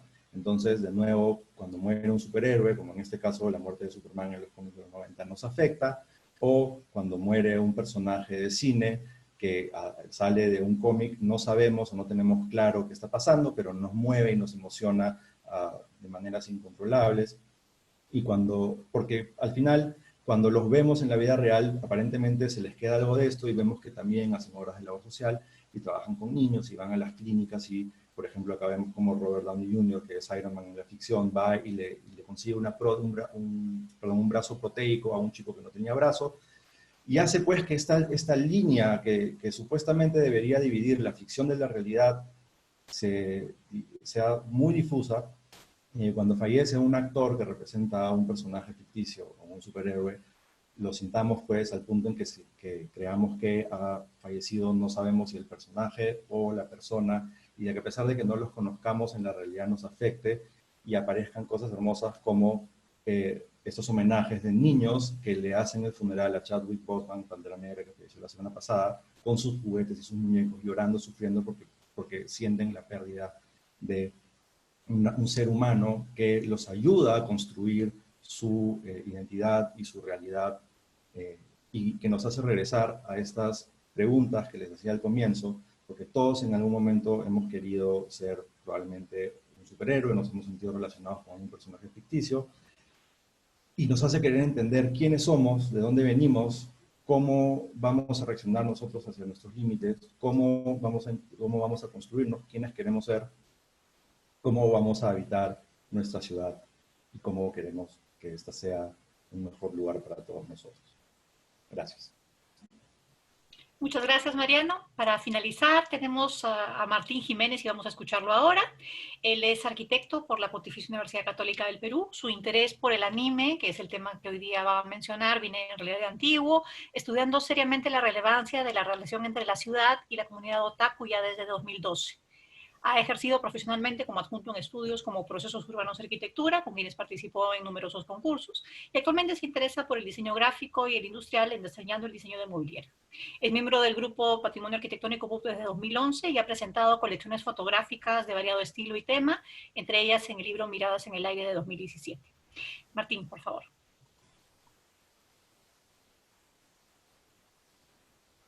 Adriana, muchas gracias. Muchas gracias también al Instituto Ribagüero. Mi charla, va a hablar, se llama La construcción de la distopia en la animación japonesa. Va a tratar básicamente en la que, bueno, vamos a analizar una serie de producciones de anime, ¿no? Pero situándolas como el resultado de un proceso histórico, de un devenir, ¿no? Entonces, el devenir es lo acelerado de la historia es las proyecciones que han empezado a ver del futuro. Por ejemplo, desde el arte, tenemos la obra de los futuristas italianos, que a principios del siglo XX empezaron a plantearse visiones y un entender de cómo se plantearía el futuro a partir de ese entonces, llegando a un punto en el que tienen un manifiesto en el cual buscan deshumanizar este devenir, deshumanizar y encontrar una centralidad en la tecnología, en la velocidad, en los valores de la aventura y de cómo el hombre se va a enfrentar a estas circunstancias. Pero que para ello, primero tiene que deshumanizarse y deshacerse de cualquier de ética y moral para abrazar este entendimiento con la máquina, por decirlo de una manera, ¿no? A lo largo del siglo XX también hemos tenido diferentes hipótesis visuales de parte de la academia, ¿no? No somos ajenos al trabajo de Archigram, ¿no? Con sus diferentes ciudades que trataban de... y que en su obra gráfica trataban de encontrar un enlace entre la tecnología y el urbanismo, un urbanismo futuro o probable, ¿no? Pero ya que el título de esta charla se basa en las distopias, primero veamos las utopías, ¿no? Que empiezan con la obra de Tomás Moro, ¿no?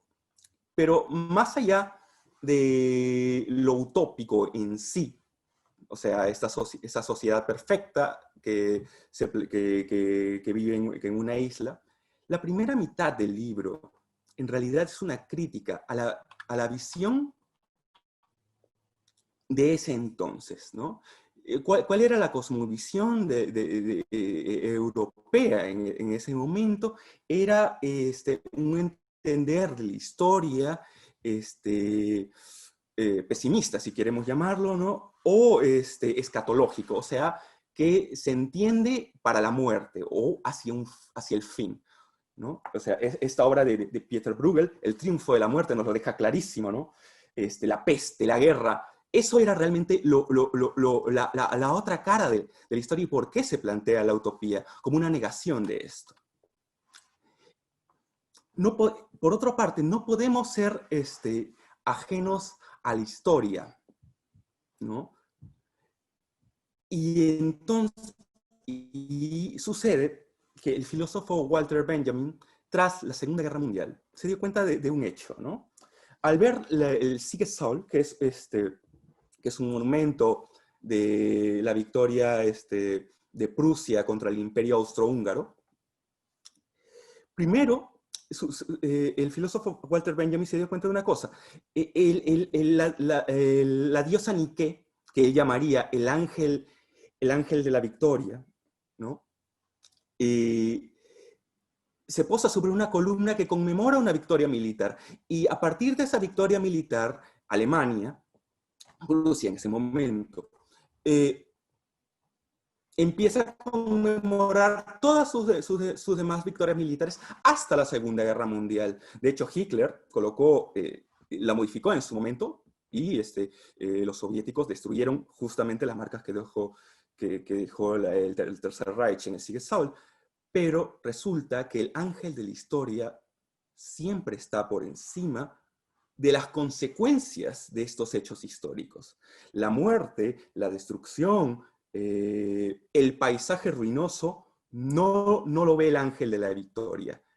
Lo ve el ángel de la historia, que para este caso se inspira en el Angelus Novus, este dibujo de Paul Klee, que en su mirada reconoce este paisaje de consecuencias y enfrenta al espectador sobre esto, ¿no? Así se plantea una bipolaridad histórica en los hechos, una bipolaridad de entender los hechos.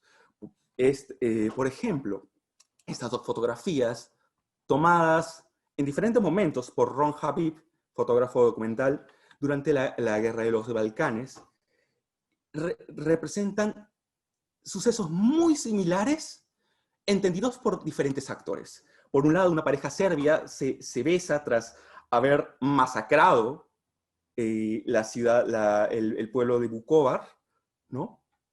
Y por el otro lado, poco después, un soldado bosnio regresa a su pueblo y encuentra una fosa común donde está su familia, ¿no?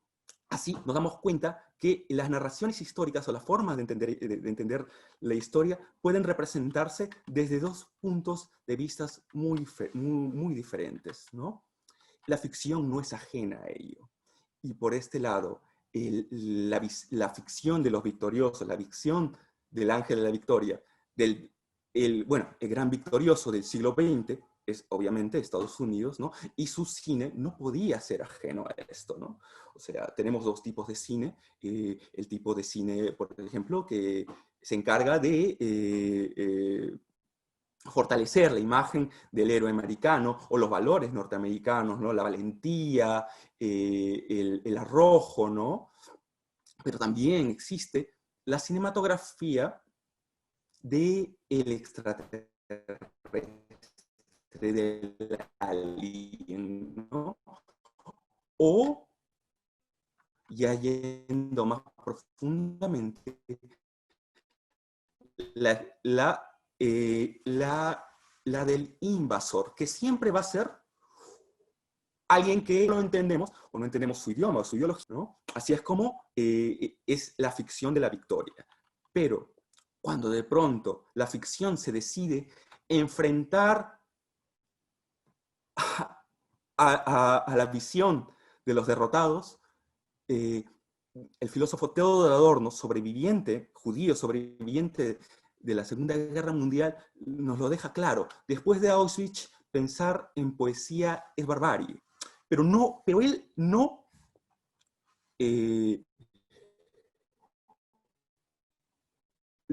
niega, esta expresión no niega la capacidad de escribir poesía, sino que la poesía, o en este caso la ficción, que es de lo que vamos a hablar, no puede o tiene la responsabilidad de no desligarse de los hechos históricos, de lo que ha sucedido. Así, ya pasando a Japón, veremos cuál es la gran herida en la cultura, o cuál es la gran herida en la historia de Japón del siglo XX. Es innegable, es la bomba atómica, que desde el lado norteamericano, en la revista Life, ¿cómo se expresa este hecho, ¿no?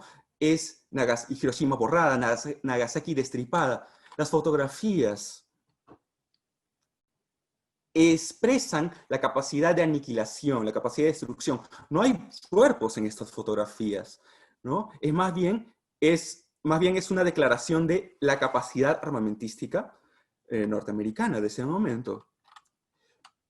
Pero sobre el mismo hecho, tenemos las imágenes de Yoshito Matsunige, que sobrevivió la explosión de Hiroshima, ¿no? Y sus imágenes son completamente diferentes, ¿no? Son las imágenes de los cuerpos de los sobrevivientes, o bueno, sobrevivientes entre comillas, ¿no? El dolor, destrucción, ¿no? Pero siempre el drama humano, porque era lo que estaba viviendo en ese momento, y que es lo que se queda marcado en obras como Gengel Descalzo de 1983, que precisamente busca retratar ese momento, ¿no? De cómo un niño sobreviviente se enfrenta a este paisaje de muerte, ¿no?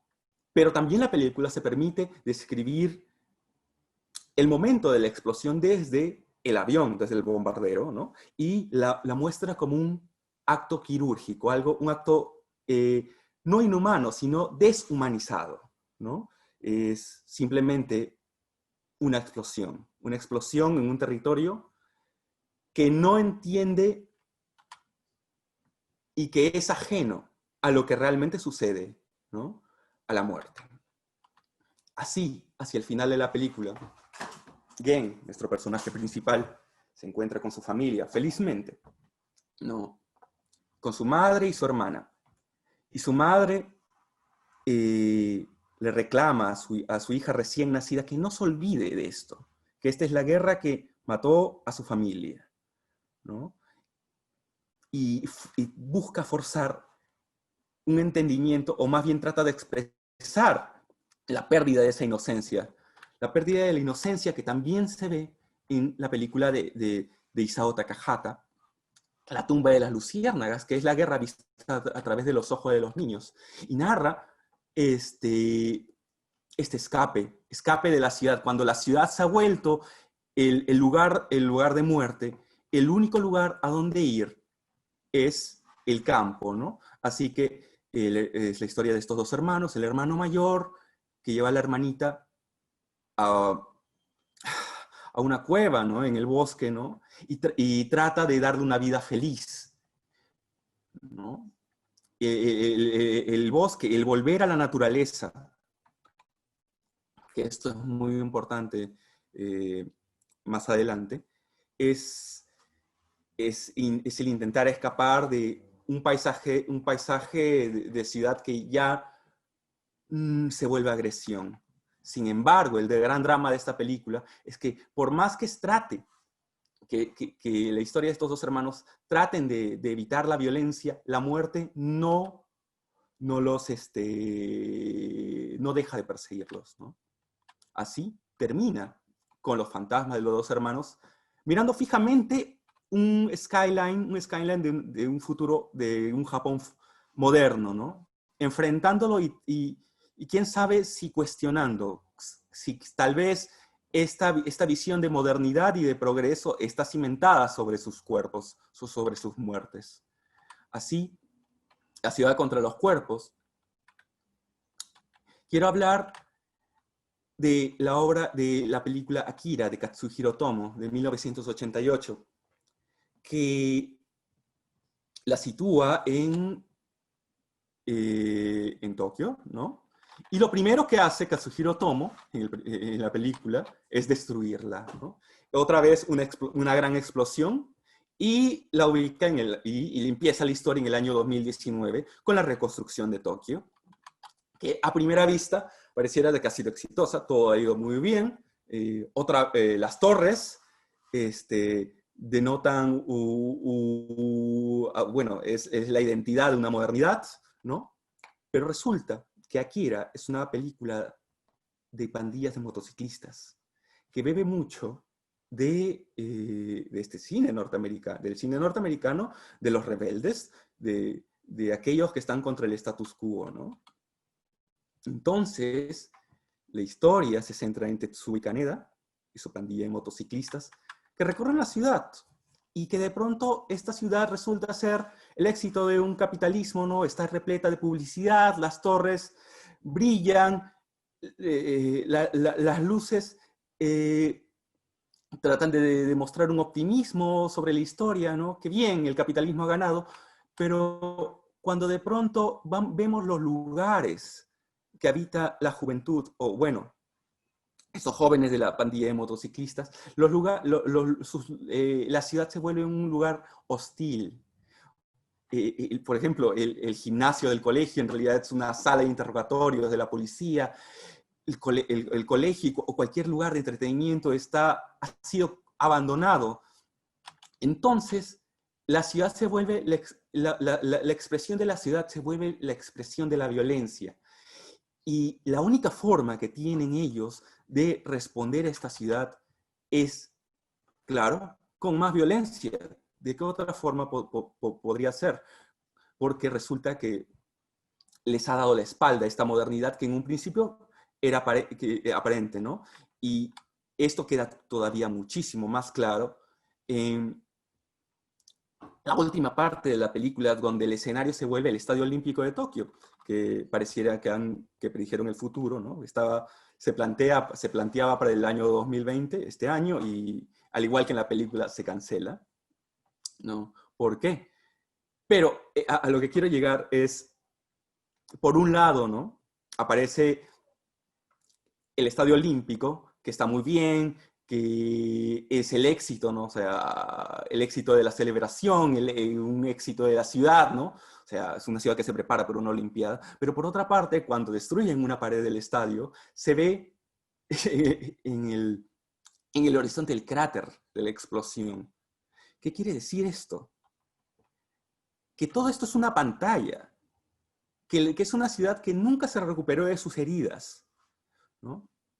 Y no es de extrañar que la película termine con otra gran explosión, que de pronto Tetsuo se convierte en un monstruo que termina explotando en el estadio y, y el final queda abierto, ¿no? Como de pronto podría ser una destrucción regeneradora o qué es lo que va a pasar. Pero otra ciudad interesante, también de Katsuhiro Otomo, es la del corto Carne de Cañón, que otra vez es recorrida por un niño, que es nuestro personaje principal, ¿no? La recorre y de pronto vemos que es una ciudad con características, ¿no? De la revolución industrial, pero en la medida que la vamos recorriendo, nos damos cuenta que esta es una ciudad que se entrega a la guerra, es la ciudad de la guerra. Una era la ciudad del dinero, y esta es la ciudad de los cañones, ¿no? Y ese es su skyline, ¿no? Esa es su razón de ser. Tanto que inclusive la vivienda se forma a partir de los espacios residuales entre tanta maquinaria de guerra. Todo esto es tan extraño a los ojos de un niño que en algún momento de la película, le pregunta a su padre, ¿contra quién peleamos? Y solamente se le responde, lo entenderás cuando crezcas. ¿Qué pasa cuando crece?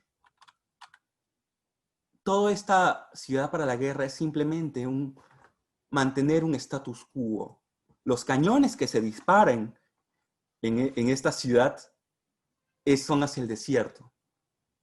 No, la guerra es contra la nada, pero ya esta ciudad es presa de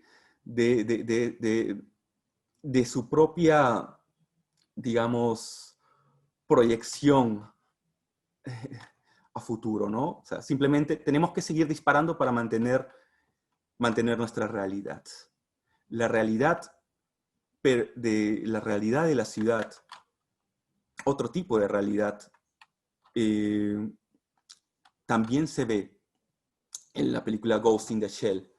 Pero ya no estamos hablando de ciudades que se entienden para una función, sino cómo se ve la ciudad o la relación del cuerpo, en este caso, de la película, del cuerpo con la virtualidad. con lo que no es tangible. La película empieza dejándotelo muy en claro con el proceso de construcción de un androide. Por un lado, lo que se ve de la maquinaria, ¿no? de cómo el metal se vuelve humano, pero por otra parte, el entendimiento de este ser como un ente que trasciende la realidad y que vive dentro de parámetros de información. La ciudad, planteada como esto, entonces, pierde cualquier capacidad de ser mapeable, o más bien, cualquier capacidad de mapearla se centra en la red computacional que se pueda trazar a partir de ella. Es decir, la ciudad se vuelve información, se vuelve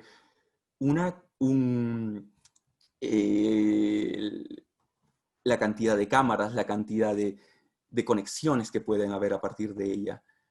Pero inclusive, más allá de la ciudad virtual, no deja de haber una ciudad real que se plantea como una serie de paralelos que funcionan a la vez. Por un lado, es la ciudad de los slums, la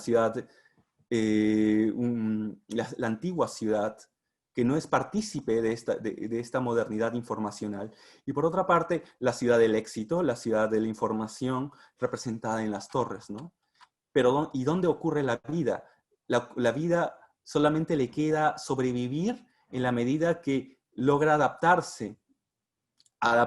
digámoslo, esa realidad informacional a su casco antiguo urbano, ¿no? Por ejemplo, y en este caso de Ghost in the Shell, la sitúan en la ciudad de Hong Kong, ¿no? Que con toda la publicidad y con toda la información en el aire que hay en ella, resulta ideal, ¿no? Para representar una historia de esta naturaleza, ¿no? Y lo que no sobrevive, lo que no es capaz de conectarse, y donde lo que no es capaz de conectarse muere, y se representa como abandono, como alienación de cualquier conexión, que es realmente lo que da la vida. Así, el dilema del personaje que vimos, que es la sargento Motoko Kusanagi, que fue la que vimos construirse en la primera escena, es el dilema de la ciudad. El dilema de la ciudad es exactamente el mismo que ella tiene consigo misma. ¿De qué tanto de su humanidad sobrevive en ese cuerpo artificial? De la misma manera, ¿qué tanto de la vida urbana sobrevive en esta ciudad que cada vez se deshumaniza, pero que que ella vuelve su escenario, y que al final, tras haber sido reconstruida nuevamente, decide enfrentarla, ¿no? Y tal vez replantear su relación con esta. Un poco menos deprimente, más bien convencional, se ve en el anime Deno Coil, Círculo de Niños, del año 2007, que representa una realidad doméstica, prácticamente. Son las aventuras de un grupo de niñas, ¿no? Que hacen sus travesuras y demás, pero que viven una realidad urbana donde lo que destaca es la realidad aumentada. ¿Qué quiere decir? ¿Qué queremos decir con realidad aumentada? De que la información ya empieza a mezclarse directamente en la relación que la tienen las personas, en este caso los personajes, con su entorno. Así, de pronto pareciera de que la ciudad aumentada donde estos niños viven fuera más real que la realidad. Y realmente el peligro o los momentos de tensión se centran o radican en la capacidad de desconectarse, o la capacidad o las circunstancias en las que la destrucción de esta virtualidad empieza a proyectarse, o empieza a ser latente en una realidad que bueno, no es tan interesante para estos niños, ¿no? 2 minutos, Sí, Martín. ¿Ah? ¿Perdón? 2 minutos, digo, ya estamos con la hora. Ay, mil disculpas. Vamos a acelerar un poco, ¿no? La información no puede ser ajena también, bueno, siguiente parte, en películas como Summer Wars, ¿no? Y cómo la información se relaciona con la realidad de forma paralela. En esta producción de Mamoru Hosoda, hay una suerte de red social en esteroides, ¿no? Donde se controla cada aspecto de la sociedad y del Estado.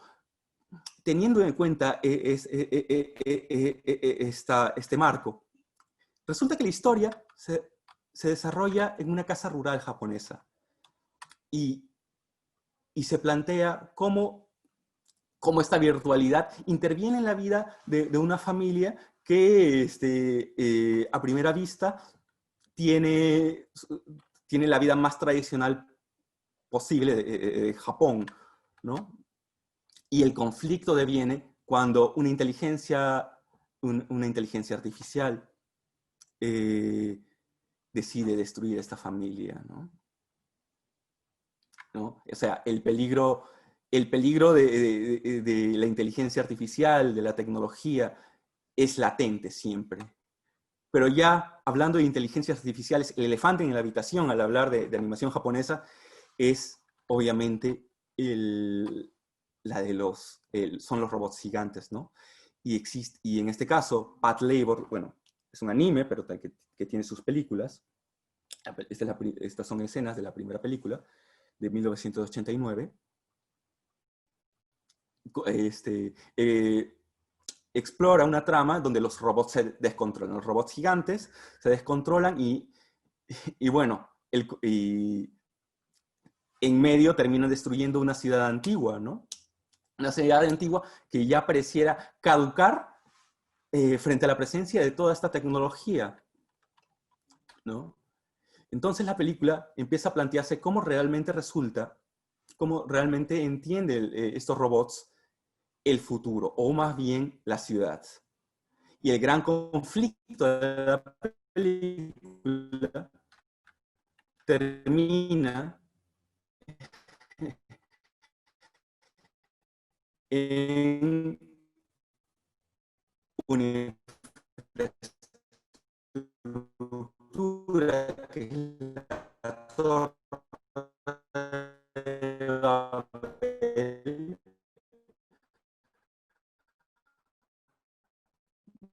donde el espacio está completamente deshumanizado, el espacio de los robots, ¿no? Y tratar de eso, ¿no? La ciudad es cortos, el segundo Renacimiento, partes 1 y 2, de Mahiro Maeda y las hermanas Wachowski. Estos cortos son parte de la ficción de Matrix, ¿no? Y narran la caída del ser humano, la caída que de pronto primero te colocan unas ciudades que son el éxito o el cenit de la historia humana, ¿no? Una historia humana que ha sido construido en base a la mano de obra robótica, ¿no? En algún momento los robots deciden separarse de la humanidad, construyen su propia ciudad, construyen su propio espacio, otra vez completamente deshumanizado a la forma de la máquina. Y la trama te narra cómo los seres humanos se vuelven la semilla de su destrucción, porque los seres humanos, envidiosos del éxito de la ciudad de las máquinas, unas máquinas que en ese momento funcionaban con energía solar, terminan destruyendo el cielo, ¿no? ¿Cuál fue el fin de la humanidad? Bueno, y lo que continúa en las películas Matrix, que muchos conocemos, ¿no? Pero también existe el mundo después del fin, ¿no? el mundo de Náusica del Valle del Viento, por ejemplo, película de Hayao Miyazaki de 1984, primero no te lo pone así, te muestra una serie de paisajes rurales con personajes puros, gente de campo, ¿no? Que viven una vida, una vida, ¿no? Ideal, idealizada, pero en lo que avanza la película lo que quiere decir Hayao Miyazaki es que estos son sobrevivientes y el paisaje o el territorio en realidad de Náusica en el Valle del Viento es el resultado de la degradación de un mundo moderno que alguna vez fue y que pasó un proceso destructivo que no termina y que es una constante. Ya no es la destrucción de las bombas, ya no es la destrucción de los monstruos gigantes, ahora es un mundo que se vuelve agresivo contra el ser humano. Y está el peligro constante de el bosque de esporas venenosas, un bosque destructor, aniquilador, un bosque que consume poblados, pero también esta es una película que trata de decirte que esto es otra vez parte de un proceso de destrucción y regeneración. Este bosque venenoso al final resultaba que purificaba el mundo y es la esperanza que trata el mensaje de esperanza que trata de transmitir Hayao Miyazaki en este film y bueno, en parte de su filmografía. Hemos visto muchas obras, pero realmente, ¿por qué verlas? ¿Por qué pensar en distopías? ¿Por qué deprimirnos con estas visiones del mundo? Resulta que en 1990, la película de los supersónicos, que muchos hemos visto en nuestra infancia, donde la familia supersónico vive en este mundo paradisiaco, de casas en el aire. Pero en la primera escena, resulta que papá supersónico se ha quedado dormido y se ha olvidado subir la casa. Una casa que... y esto resalta un hecho crucial en el mundo de los supersónicos. Que este mundo paradisíaco no es que sea el culmen de la civilización humana, sino es el resultado de una civilización que ha decidido mirar a otro lado. Entonces Robotina, como buena asistente robótica, llega y sube la casa para que su amo no tenga que ver cómo la contaminación está destruyendo el mundo poco a poco abajo, ¿no? ¿Qué quiero decir con esto? De que la razón por la cual pensar en estas obras es la misma, de que vivimos en un mundo donde no podemos mirar hacia otro lado y y en el cual somos parte de un devenir y en el cual no podemos hacer ajenos a los hechos que suceden. O sea, tenemos explosiones, hay guerra, ahorita tenemos las circunstancias del coronavirus y demás, y no podemos mirar, y ahora más que nunca, no podemos mirar a otro lado. Así que queda pensar en un continuará, ¿no? Y bueno, aquí acaba todo. Muchas gracias. Muchas gracias, Martín. Muchas gracias a los tres, en verdad. Este es un tema súper interesante. Como podemos ver, se presta a una variedad de perspectivas, de análisis, y nuestros ponentes seguramente pueden seguir hablando de esto y seguir hablando más tiempo más. Pero bueno, vamos a tener unos pocos minutos, en realidad, para preguntas, que se han hecho ya varias por internet. Lo que voy a hacer es decirle a cada uno de ustedes dos preguntas de la selección de las que nos han enviado, porque evidentemente es una cosa que interesa. Y les voy a pedir que muy brevemente, por favor, traten de responderlas, digamos, dentro de lo suyo. Voy a comenzar con Ernesto, la primera ponencia, y las preguntas que tengo para él, la primera, muy directamente, dice, ¿cómo ha influenciado la energía nuclear, entiendo la idea de la energía nuclear también, en la ciencia ficción? Y la segunda pregunta es, dice, como mencionas desde sus inicios, la ciencia ficción lo que hace es preguntarse por el futuro. Y desde donde estamos ahora, dice, se ve bastante oscuro ese futuro. Aparte de temas como la pandemia, ¿es porque hemos perdido la idea positiva del progreso como sociedad? ¿Hemos tirado la toalla? Y dice, ¿vamos hacia Star Wars inevitablemente en vez de hacia Star Trek? A ver si nos puedes contestar rápidamente, Ernesto. Sí, ¿qué tal? Hola de nuevo. Sí, digamos, sobre la energía nuclear, yo creo que eso se tiene que ver mucho con dos partes. O sea, remitiéndonos un poco a la charla que acaba de dar Martín, digamos, el descubrimiento de la energía nuclear y de las bombas nucleares influencia mucho en la ciencia ficción japonesa. Digamos, todos los temas de los traumas que genera Japón después de la Segunda Guerra Mundial, que se plasman en Akira, en Evangelion, en básicamente cualquier anime que trate sobre un futuro distópico en Japón tiene alguna lógica detrás de la energía nuclear, ¿no? Otra cosa que sucede con la energía nuclear desde el punto de lado más utópico es que como es algo que no se entiende mucho, entre comillas, lo usan como ejemplo para explicar cosas que no tienen otra explicación, ¿no? Básicamente como, ¿y cómo funciona esto? Energía nuclear, ¿no? Claro, ¿y cómo lograron ir a Marte? Bueno, es que el motor funciona con energía nuclear.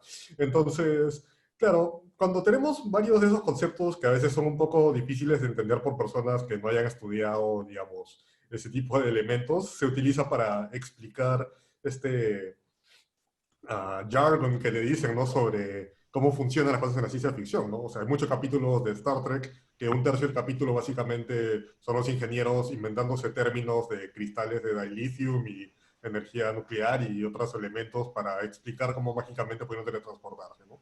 Entonces, sí, básicamente todos los descubrimientos se utilizan un poco así. Ahora, sobre la segunda consulta, digamos, toda obra de arte, y creo que incluyendo la arquitectura, se basan en cómo nosotros vivimos como sociedad, o sea, sobre el momento que estamos viviendo, ¿no? Entonces, efectivamente, también ligado un poco con lo de Mariano, ¿no? Durante la primera depresión, por ejemplo, 1920, años 30, claro, empiezan a aparecer los primeros superhéroes, ¿no? Superman, para tratar de revitalizar un poco cómo, digamos, los Estados Unidos se sentía y tratar de otra vez devolver un poco de estas ganas de vivir incluso la gente, ¿no? Porque se incrementó los temas de suicidio y eso. Luego, en los 60, con la primera versión de Star Trek, claro, empezamos a ver, o sea, justo estábamos descubriendo los viajes espaciales, estábamos a punto de llegar a la Luna, también estábamos un poco con esta, ya empezando la onda hippie, ¿no? Entonces, claro, había un poco de esta onda de la paz y el amor, de los descubrimientos tecnológicos, y obviamente nos plantea una utopía, ¿no? Entonces, bueno, ahora que como nos encontramos, bueno, especialmente ahorita en el 2020 y también un poco de cómo estaba en el 2019, efectivamente las noticias que vemos y el contexto no es el más esperanzador, ¿no? Entonces también hemos visto, bueno, alguna serie de la que no hemos hablado, digamos, en esta charla, pero si han visto la nueva serie de Watchmen de HBO, o sea, a veces uno piensa que realmente hasta ha predicho lo que pasó en el 2020, ¿no? Y realmente es porque, claro, fruto del contexto de lo que está pasando, bueno, con la administración de Trump, por ejemplo, en Estados Unidos, que hay muchas personas que no están de acuerdo con cómo lleva el país. Evidentemente eso se plasma en el arte, ¿no? Lo mismo, digamos, a nivel mundial, en este año encontramos muchas de esas representaciones. Bueno, ahorita las filmaciones y las películas se han paralizado bastante, ¿no? Por el tema del COVID, pero si escuchamos algunos podcasts o charlas como esta, ¿no?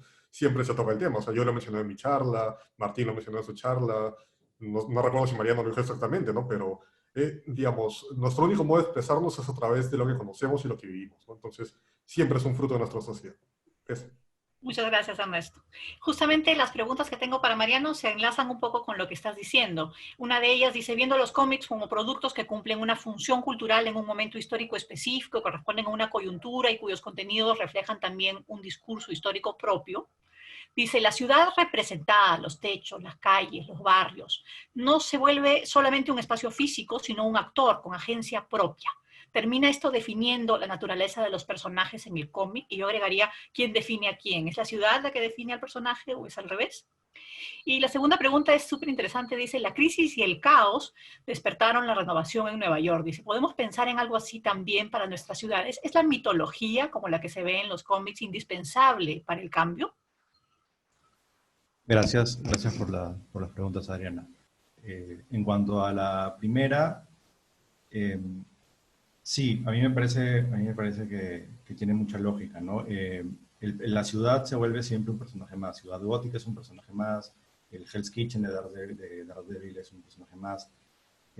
Yo inclusive iría un poco más lejos y Y a partir de lo que dije al comienzo de la charla, de cómo nosotros hemos ido registrando nuestros hechos históricos a partir de representaciones artísticas, que sean pinturas rupestres, escultura, pintura y hasta arquitectura, el cómic, el cine y todo lo que tiene que ver con la ficción también es un registro que nos ayuda a identificar, reconocernos y reconstruirnos constantemente, y eso con las ciudades también. Entonces, en el caso de estos elementos de ficción, no solamente en los cómics, sino también en el anime japonés, en películas, en las series de televisión, los entornos físicos, las ciudades, los territorios, se vuelven una capa más del urbanismo, que no necesariamente siempre estamos conscientes de que existe, y hace pues que haya este ida y vuelta entre el ser humano y dónde es que está el ser humano, ¿no? Entonces, la pregunta sería, entre los dos se van retroalimentando, perdón, la respuesta sería, entre los dos se van retroalimentando y se van reconstruyendo entre ellos. En cuanto a la segunda, hablaba de, perdón Adriana, ¿puedes repetir la La última? segunda pregunta es, ¿la crisis y el caos despiertan la renovación de Nueva York? ¿Podemos pensar en esto para nuestras ciudades? ¿Es la mitología indispensable para el cambio? Es parte de, porque la mitología también es una construcción de las cosas que no terminamos de entender, de cómo las humanizamos o las interpretamos para poder entenderlas, ¿no? Es una primera forma de ficción, y que nos va ayudando a generar una identidad, una cultura. Entonces, llevándolo a nuestras ciudades, tomándolo como que están hablando de Perú, ¿cuánta ficción genera Perú? ¿No? Somos la Lima de la Gran Sangre, somos la Lima de A Fondo Hay Sitio, somos la Lima de las pitucas, de las de las pitucas de la Molina. ¿Cuál es la Lima que somos? ¿Cuál es la mitología que nosotros mismos nos estamos autogenerando para poder contar o seguir nuestras tradiciones de la manera que sea a estas futuras generaciones, y poder definir una línea de autorreconocimiento y de construcción y de generación de ciudadanía, que al final va un poco por ahí la idea, ¿no? Entonces sí me parece que es algo súper importante. Muchas gracias. Y finalmente tenemos, la verdad, un montón de preguntas para Martín, así que voy a tratar de resumirlas en una pregunta grande, porque si no, acá nos vamos a quedar hasta Año Nuevo. Entonces, las preguntas que tienes comienzan un poco así. Se entiende que la historia y conflictos emocionales y sociales japoneses se muestran en el diseño de sus ciudades en estos animes que has mostrado. ¿Cómo se podría plasmar de manera coherente, entonces, la historia y idiosincrasia de ciudades peruanas, como Lima? Y otra línea es la representación de la ciudad como degradada o como marginal en el anime japonés, teniendo cabida, siempre es derrotada por un avance tecnológico. O sea, se habla de una transformación que está ligada, al desastre está ligado al, entre comillas, progreso tecnológico. A ver, sobre lo primero que me comentabas sobre una ficción de la ciudad peruana, bueno, la historia peruana está llena de tragedias, pero nunca ha sido aburrida, digámoslo así. Hemos tenido guerras, hemos tenido ahorita las circunstancias del coronavirus, en que de pronto tenemos que replantearnos cómo funciona nuestra ciudad, porque de pronto, hasta hace unos meses, éramos el éxito económico de Latinoamérica, y ahora, pues mira cómo estamos, ¿no? Pero un Así poco que, lo que decía Mariano, no hay una representación, ¿no?, de eso en esta clase de o sea, medios. pero yo creo que eso por una parte. Y por otra parte, cualquier ficción, para ser rica, digámoslo así, siempre tiene que beber de la realidad, de una realidad. En el caso japonés, por ejemplo, o del anime, o en los casos que han mostrado Ernesto o Mariano, tanto en las ficciones tipo Star Wars o las de Marvel. Los autores siempre han tenido, los autores exitosos siempre han tenido esa capacidad de mirar primero su contexto antes de hablar, antes de situar sus personajes, por más fantásticos que sean. Siempre hay una necesidad de andar de la mano Un con... reflejo, ¿no? Mm. Bueno, y la y otra pregunta ¿es siempre la representación de la ciudad degradada o marginal derrotada por el avance tecnológico? bueno, el avance tecnológico siempre es veamos la historia de Japón después de posguerra. Resulta que una cosa que no dije mucho y que se ve después en la ficción, no solamente en el anime, sino en la literatura de posguerra, hay una visión muy cínica del progreso del milagro económico de Japón, donde resulta que de pronto tratan de establecer ideales norteamericanos del capitalismo, ¿no? De esta vida empresarial, tratan de mezclarlo con conceptos de honor, conceptos de entrega humana, que en realidad, ahorita, por ejemplo, se ven casos como el karoshi, que es la muerte por sobretrabajo, o el hikikomorismo, de gente que al no aguantar este mundo que se ha construido a partir de este milagro económico, o que sostiene este milagro económico, decide aislarse. Así que, ya yendo hacia el urbano, claro, o sea, la tecnología es un sujeto de crítica, y siempre lo va a ser. O sea, al menos en este tipo de ficciones. Claro. Bueno, en realidad desde incluso literatura anterior, yo recuerdo, por ejemplo, los conflictos Tolkien, máquina, naturaleza, o sea, no es, entiendo, claro, una novedad, pero la presentación en el anime japonés es siempre en ese sentido impactante. Y bueno, a nombre del Instituto Ribagüero, agradecemos a nuestro Grupo Patrimonio Arquitectónico y sobre todo a nuestros ponentes por sus interesantísimas charlas. Agradecemos también la participación de todas y todos ustedes en esta conferencia, que nos hemos dejado llevar un poquito por el tiempo, pero el tema me parece lo ameritaba. Los y las invitamos a seguir atentos a nuestras próximas actividades a través de la página institucional y nuestras redes sociales. La próxima semana, además, comenzamos el webinar, el nombre, bueno, lo que es un seminario de 4 semanas sobre temas amazónicos y la presencia cultural, lo que significa la Amazonía para nuestro país. Entonces, también están cordialmente invitados todos los miércoles del resto del mes. Bueno, que tengan todos, todas muy buenas noches. Gracias por asistir. Muchas gracias a ti. Gracias. Gracias a todos.